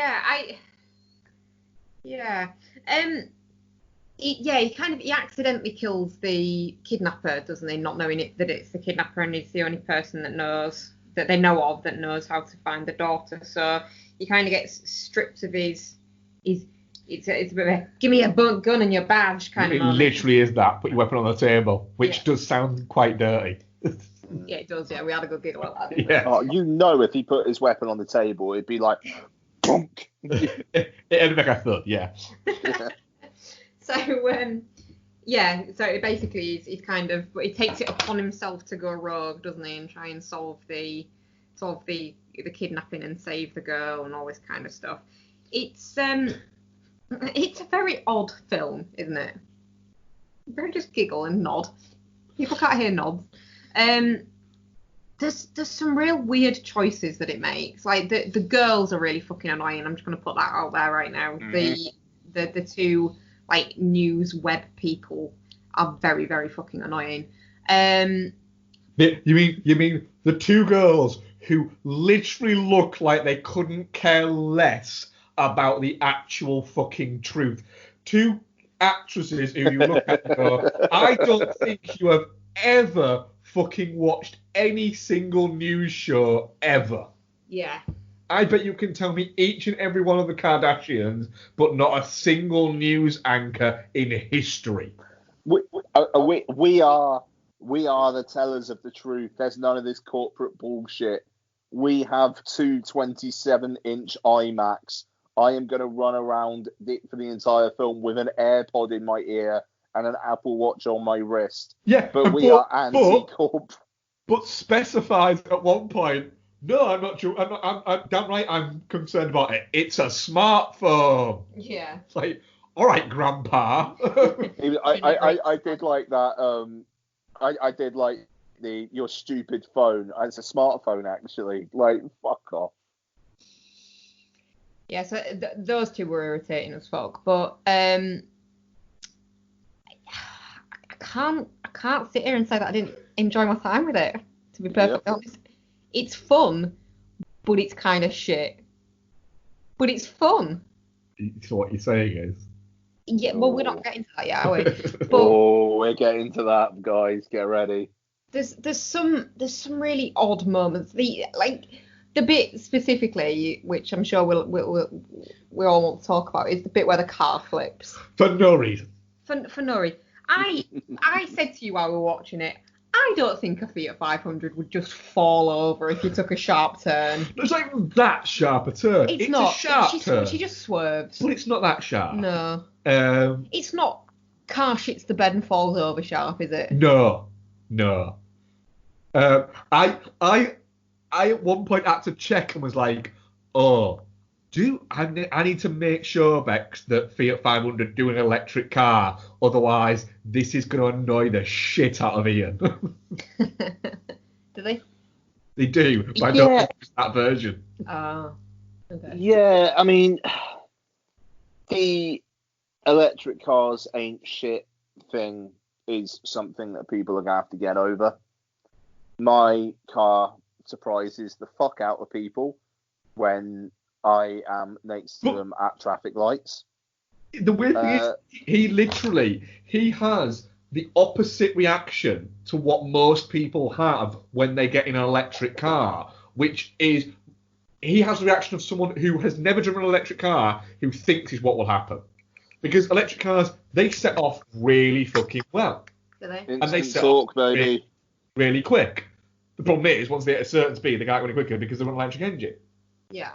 But he has the opposite reaction to that. Mm. So unless the Fiat 500 just is the reverse of every other electric car. I mean, maybe. I mean, The bit where he's trying to squeeze into it's funny. Yeah, that is quite funny. Yeah. Reminds me of the bit in The Simpsons. Well, anyway, but yeah, it's. I don't even really know like what to say about it. To be perfectly honest with you, it's fun, but it's kind of crap. But it's fun, and it's got a happy ending. Yeah. Mark. It's terribly written. Yeah. Yeah. It is literally written like the guy who wrote it has just said something offensive, and his daughter's told him off about it and explained why it was wrong of what he said, and he's Googled woke culture and gone, I could write a fucking movie about this. I could write a movie. What else do I like? Well, I like running, so there's got to be a really fucking big running thing in it. What else do I like? Well, I think cops get a fucking bad rap. They have a hard job. I'm going to do that. Well, I'm going to take a break now. I'm sure I'll open Pornhub. Right, so apparently I like jerking off to burly black gay dudes. I need to see that in it. Of that. Right, what else do I like? Well, do you know what? I don't like electric cars. I don't like electric cars. I don't like electric cars. So what I'm going to do is I'm going to try one. I actually quite like electric cars now. I quite like them. Although I did scare myself turning a corner. Right. What else don't I like? Do you know what else I did like? I really like Matthew Fox's performance in Alex Cross. Right. Cross, yeah. I also really like the OC. I want that guy from the OC to do Matthew Fox in Alex Cross. Right. I also like helicopters. And I've just watched Nightcrawler. I need that in it as well. And somehow, they came up with a really bad movie that is terribly directed, questionably acted, but is really quite fun at points. I like the fact that it all takes place during the day. Yeah. Is always fun. I mean, did you know that it, like, when that clock starts ticking, it's literally 64 minutes? Yeah. Like, that's fun. Yeah. You know, I mean, fuck it, let's just do that. Why not? Yeah, I like the fact that it's in real time. I actually think that the little back and forth that Aaron Eckhart and that Connie Eaton have is really quite interesting, even though she's crap. Mm. Their back and forth is quite good. Yeah. The fact that they grow to kind of quite like each other. And you know what? If a Line of Duty 2 came out where those two had formed a private eye fucking thing, do you know what? I'd watch it. Yeah. Quite happily. I mean, I like to be fair, crazy. Go on, sorry, Ian, what? By the end of it, there is a little bit of is there going to be a call me Captain Daddy situation at the end, which is definitely boned. Without question, they boned. Oh, yeah. They fucked. They without question fucked. Yeah, I like. But also, yes, crazy. He was good actually. He was better than I expected him to be. Yeah, I like, considering he's off the OC. Yeah, but a point that really bugged me in the film, in a film that is preposterous as this is, right? So hang on a minute. Ben McKenzie, we think he's dead. But they move away from the fact that the ATMs don't check him for any weapons or strap him down or anything like that. Did you just say the ATMs? EMTs. EMTs. That's the ones, yeah, those as well. Okay, okay. The fact that they didn't... The fact that I just translated that in my head, like, and didn't even question it, is probably quite troubling, isn't yes, it? It should be. Right, let's move away from the fact that the whole thing was preposterous. Yeah. And the fact that he just walks... Who stopped the van? for him at that exact moment so he could coolly walk it out. Let's not unpack that. What we need to unpack is that he then stole a van, right? Yeah. But before he decided to drive back to his family home, which he knew they were going to, what he did was he installed a novelty horn in it. The same novelty horn. Yeah. So he either went back to his original van that had blown up. No, he went to a store and went, right, I've just died, come back to life. I need a novelty horn that plays La Cucaracha. Then he fitted it and then drove through the house. Yeah. But why? Like, that first time that happens, why warn the people that you're coming? Yeah, it makes no... It's brilliant, but it makes no sense. No, I do get the feeling like the only person who was in on how bad this film was Ben McKenzie.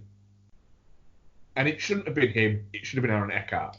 But because that's the... Weren't we? Like, it very much seems like Aaron Eckhart turned up thinking he was going to be in a very different film to this. Oh, he thought it was his Taken. Yeah. Yeah. But that's the thing, because Aaron Eckhart is giving it his all. Yeah. And, like, he's shoving it... It looks like, anyway, that he's fucking shoving himself through windows and through doors and all that stuff. Like, it's a very physical performance. I mean, that mental fucking sequence where he's with the black cross-dresser. I don't know why I highlighted that by saying black. That's really bad. I apologise. I don't think it isn't that. I think there's they want to overemphasize it in the film, so it's right to emphasise the logic of there because it's this bodybuilding crossdresser. Yeah. Yeah, but like that sequence where he just picks up Aaron Eckhart and then just fucking shoves him through the wall. Like, I mean, it's terrific. And then at the end, it's like just like. Well, you got me on camera, and he just fucking like slaps his ass. And also the bit that I sent in the boy chat a video clip of this girl's been kidnapped. We only have like an hour to find her. He just looks at it and goes, "Who's this bitch?" It's so odd. This film is fucking bizarre. And also, as well, Ben McKenzie and his brother, right, the weird ninja, right. So they go to a public cemetery, dig up their sister, right, and then bury upright a water casket, right. And as well, I'll come to the next bit of that in a second, right? And nobody saw this at all, right? But also as well, when they get there and they know that this is literally time is running out, it is down the last thing. Why did anyone pull out what was clearly the fucking the water pipe? Yeah. They just move it out of the way. No, pull it out. You don't even have a scene of him trying to pull it out and going, oh no. He just goes, I'll just move that out of the way. Yeah. And instead, he can just dig it with his hands. Other people turn up and Aaron Eckhart just goes, I don't have to fucking dig anymore. He does throw him back in though. And he does go, oh shit, no, I should actually, yeah. Because he's climbed up the skateboard and this guy's got a hammer. Well, you can't hammer dirt, you dumbass. I mean, you can. Not to dig. No, it would have the opposite effect. It would compact it. It would, yeah. That is literally the chief wig of, no, dig up, stupid. Yeah. Bizarre. Just bizarre. Yeah. But fun. You can't deny it's fun. No, I won't deny it's fun.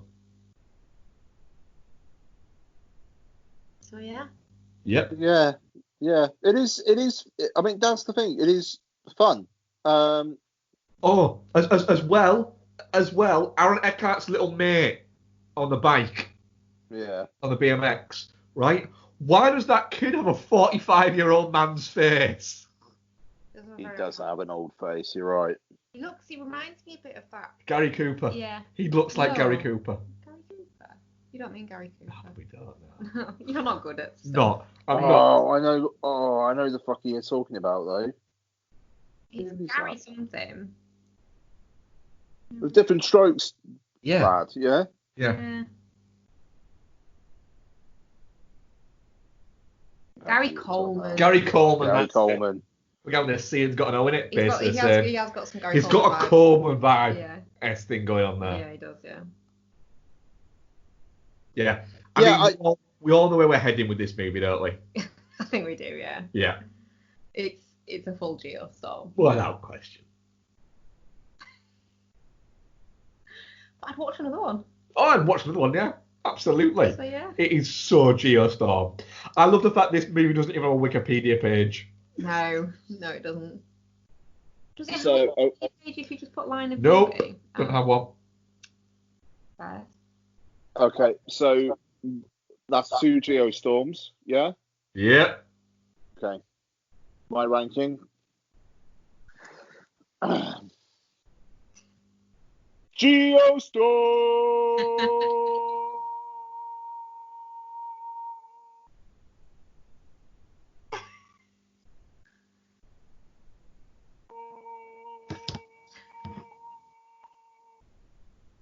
What Donna's thinking?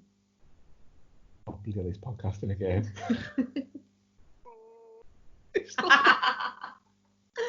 Why does he keep dipping in and out?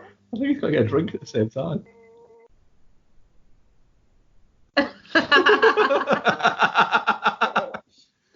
So for context, listeners, Ian's just put the video up of what was happening at that point where he was geostorming us, and his dog looked well confused. And a little bit scared. Yeah. Yeah.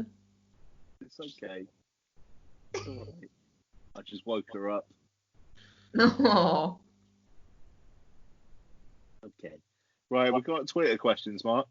We do indeed have Twitter questions. I just had them open a second ago, and then my phone has locked itself. John Dangerfield asks, which Ghibli films do you recommend watching? Howl's Moving Castle. Is that a bit? Is that a veiled? Where's your Ghibli show? It could be. Yeah. It could be. That would be your 3. So you can just go with 3. I'm going to say you can go with 3. People who are getting into watching Ghibli films. Which 3 do you go for? Getting into Spirited Away, Totoro, and Howl's Moving Castle. Ian. Spirited Away, Princess Mononoke, My Neighbor Totoro. Alright. Interesting. But I would absolutely fully recommend When Marnie Was There to anybody, because that surprised the shit out of me as to how much it how much of an effect it had on me. Like, it's so touching. Because mine would be Howl's Moving Castle, My Neighbor Totoro, and Laputa Castle in the Sky. You love it, don't you? Yes. Any of those 9 any of those that we've just said are great for getting into it. But there's some really good. Arrietty is brilliant. The Borrowers one. Arrietty is really good, yeah. Porco's great. Porco Rosso is great. Cat Returns, great. Now you should name them Ghibli films. All of them. I would recommend watching all of them. Rick Kidd at Rick J. Kidd. Are there any major film franchises you haven't seen any films from? I mean, probably. I don't know, like Legally Blonde. To All the Boys I Loved Before. Yeah. It's going to be that kind of rom-commy type thing. Well, it absolutely won't be that for me. I've seen all of those. Franchises, though. I don't think I've seen a Phantasm film. Oh, shit. Do you know what? I don't think I have either.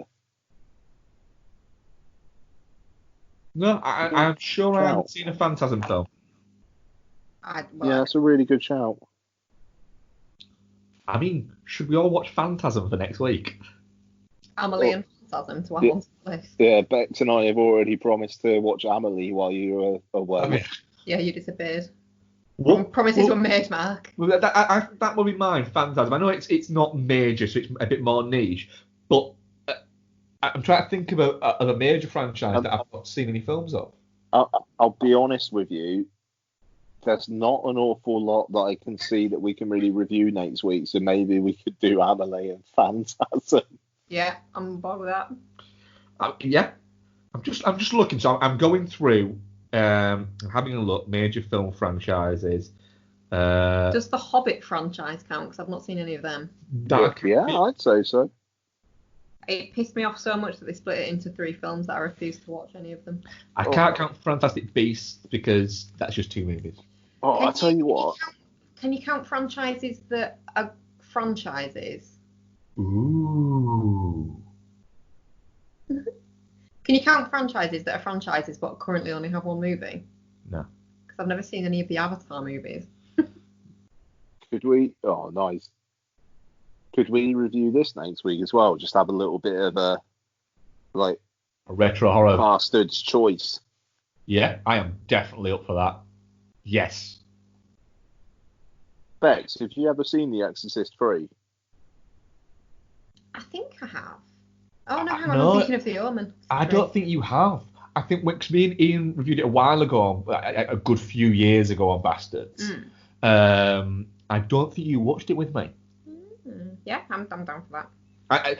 The reason why I think I don't think you have is because The Exorcist 3 is a movie you would remember if you have watched it.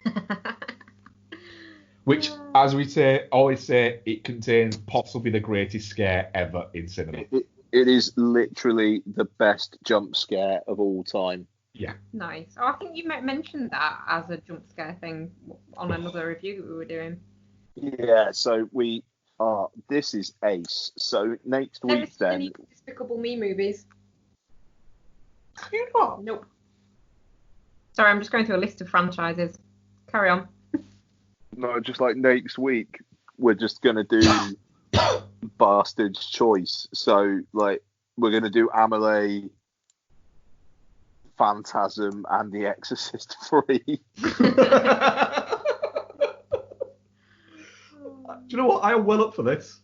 Yeah. That's going to be a good fucking show. Yeah, that is going to be a good show. Never seen any of the Kung Fu Panda movies either. Ooh, I've never seen a Kung Fu Panda movie.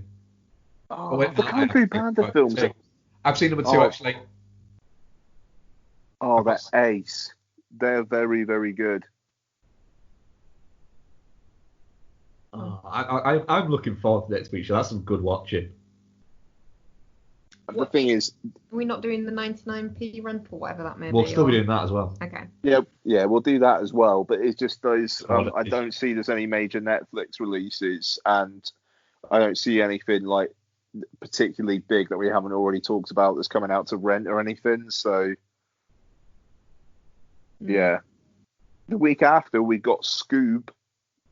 Oh yeah, that's getting dropped on what is it, isn't it? Yeah, I'll watch Scoob. I'll watch Scoob. What about what? Like the old school monster movies? Do they count? I've never seen any of them. You have, because I've watched one with you. I've watched a couple with you. I have. Not of that kind of studio ones. I've seen Nosferatu, but that doesn't count. I've never seen like the Dracula movies or Frankenstein, Bride of Frankenstein, or anything like that. You've watched Bride of Frankenstein with me? I haven't, Mark. You're talking bobbins now. You always do this. You assume I've watched things because you have. No, because often you have, and then you'll get 10 minutes into it and go, oh no, I have watched this actually, yeah. Yeah, well, I haven't in this case. Yeah. I'll tell you what, one of my best experiences with a 3D TV was The Creature from the Black Lagoon. They did a 3D version of that, which they released a Blu-ray 3D version of, and it was terrific. It was really good. I'd still maintain the best 3D Blu-ray that I ever saw, and I didn't see that many, but the best one I ever saw was Piranha 3D. Yeah, Piranha. Yeah, well, actually, no, that was good. Oh. No. So, oh shit, that feels like that is it for this week. So, next week we're gonna have Bastard's Choice. So we're gonna talk about Amelie, we're going to talk about Phantasm, and we're going to talk about The Exorcist 3. We'll also have the iTunes rental of the week, whatever that turns out to be. We'll find out tomorrow as we record. Yeah. And I mean, like, who the fuck knows in this like fast-moving era that we find ourselves in? Who knows? No Time to Die might be on streaming next week. Yeah. So there might be other things there. I will just one last thing on the iTunes rent of the week. I like the fact that it doesn't drop at any particular time. They don't update iTunes like at 9 a.m. It isn't scheduled. It is literally like it's on someone's to-do list for that day, and it's just whenever they get chance to update the iTunes library is when it gets updated. And I genuinely think, when they early release stuff, when it's supposed to be out on like a Monday and it goes out on like a Friday or a Saturday, I genuinely think that it's when that guy just like knows he's got shit to do Monday morning, and he just goes, fuck it, I'll just put it out early. Yeah. No one checks. No one checks. Glenn's gone home for weekend. He's gone somewhere else. He ain't fucking checking what I've done. I'll tell you what, though. Do you know what's got a release date for 2 weeks Friday? What? Cats. Oh, it does, yeah. Cats. Like, literally, they have timed Cats for when I have booked a week off work. So, I am fully planning on doing a commentary for Cats and a commentary for the commentary of Cats. Is the commentary on that? Yes. Nice. Fuck it. I am so surprised that commentary's still there. I hope it is still there in a couple of weeks' time. $13.99 is the only way I'm going to be able to see it in 4K. So I'm going to have to do it. 4K HDR Cats. There's going to be some patron content that you will not believe. Also, in terms of patron content, Nolan commentaries. Mark and I will be starting those up. Becky, you are more than welcome to join, obviously. It's just because I've talked about it with Mark. Going to be doing following. I have given Mark my login details for the Criterion channel. So we can all watch following. And we are going to release that on the Patreon feed first. And it's then at a later date going to come to the Pod Syndicate bonus feed. But we will start with following. And Mark, we should be able to record that this week, shouldn't we? Yeah, I should be able to fit it in this week. It's an hour and 10 minutes long. We'll be fine. Oh, yeah, I can easily do that, yeah. Yeah, nice. We are podsyndicate.com. You got Chin Striker versus Punter, you've got Entertainment Landfill, you've got Beyond the Neon, you got What's on Tap. His film, her movie, of course. Jesus Christ. So yeah, please do go over there. Also, the guys, not me, I must say. I've unfortunately been too busy to have the headspace for this, but there are some fantastic kids quizzes for kids and not necessarily kids films, but films kids can watch on the Pod Syndicate site at the moment, which is a fucking inspired idea by Noel, quite frankly. And Mark, have you contributed to that? I think you said you were going to next week. There we go. Okay, brilliant. So yeah, there's some good stuff coming out on the Pod Syndicate. There'll be a Playing It Forward at some point as well. Yeah, I think we'll hopefully get it in the next couple of weeks, aren't we? Yeah. Just realised I don't think we quite made April, did we? No, we didn't. The months come thick and fast at the moment. But yeah, we'll have that in the next. It was weird. January was 6 months long. February was like a week long. March was 8 years long. And April was 12 minutes. Yeah. Seems to have flown, yeah, it does. I mean, you can catch the first episode of Slater Cast. Yes, of course. Feed. So yeah, that was a fun recording between me and Noel. And there will be more. I think you should put the lettering quiz up on the website. Maybe we should, yeah. I'm going to make a prediction now, and not based on any insider knowledge. I think by the time you're done with that, you're going to have Christian Slater on. I would very much hope so for that. It's a lot of fun to do. It's a lot of fun. Hopefully, it's a lot of fun for people to listen to. Nice. Absolutely. I'll be honest. I haven't listened to the first episode because I haven't seen the film. But I will. Good.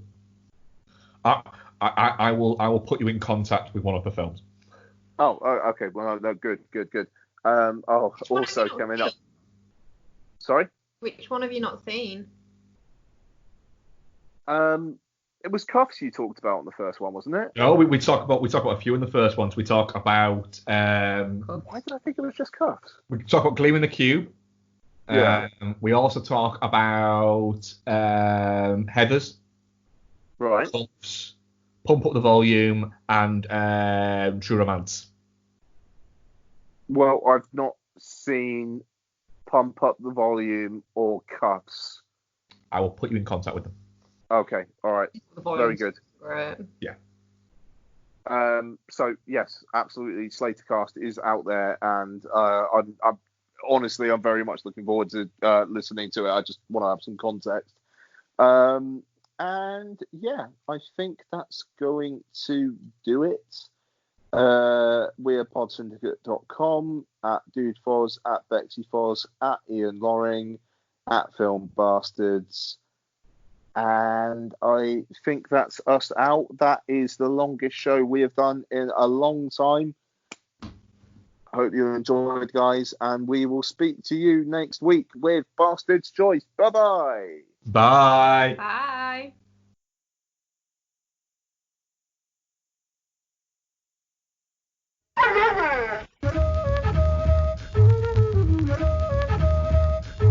Cause you can, and you don't stop. Cause you can, and you don't stop. Oh, when you can, and you don't stop. Might be coming out for sure, shot. I got the brand new dude, you guaranteed like you. I'm on like that's a John. Yeah, Vincent D'Onofrio, I'm a newlywed. I'm not a D14, and everything I do is fucking like League C.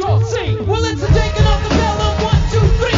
If you wanna do the round, then come see me. I got the step one fit with the unique rhyming. I keep it on and on. It's never quitting timing. Strictly handheld is the style I go.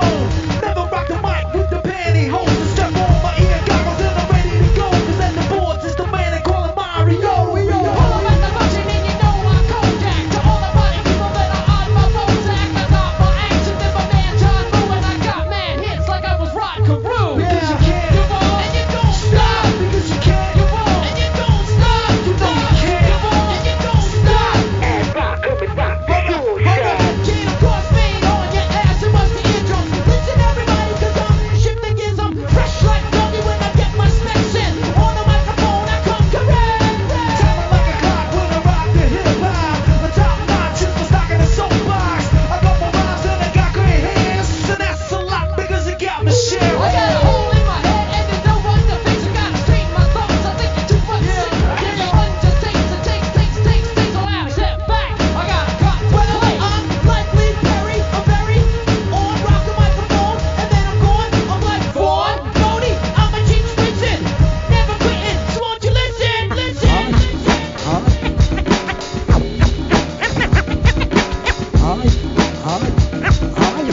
Yes, indeed, it's fun time. Because you can, you won't, and you don't stop. Because you can, you won't, and you don't stop. Oh, when you can, you won't, and you don't stop. It's the A coming rock for sure, shine. I wanna say a little something that's all overdue. The disrespect of women has got to be due to all the mothers and the sisters and the wives and friends. I wanna offer my love and respect to the end. Well, you say I'm 20-something, then I shouldn't be slugging, but I'm working harder than ever. And you can call it Mac and so I'm told to sit up on the couch and watching my TV. Still listen to wax, I'm not using the CG. Well, I'm that kid in the corner. And I wonder so I'm gonna pick a piece of the pie. Why not? I'm not quitting. Think I'ma change up my style just a bit. I keep my underwear out so my blacks to you nice. This morning I'm blind and I'm done. My mind's out. To all the nation. My bell, I got the ill communication. And you don't stop. Because you can. And you don't stop. And you don't stop. Throwing and I'm rocking the sure shot.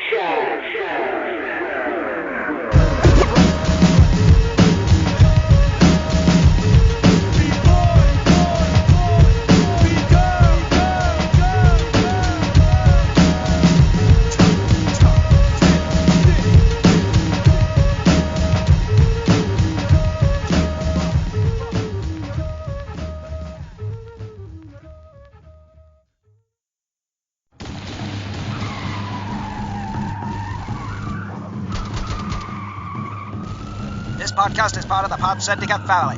For more criminally compelling shows, articles, and conversations, head to wearepodsyndicate.com.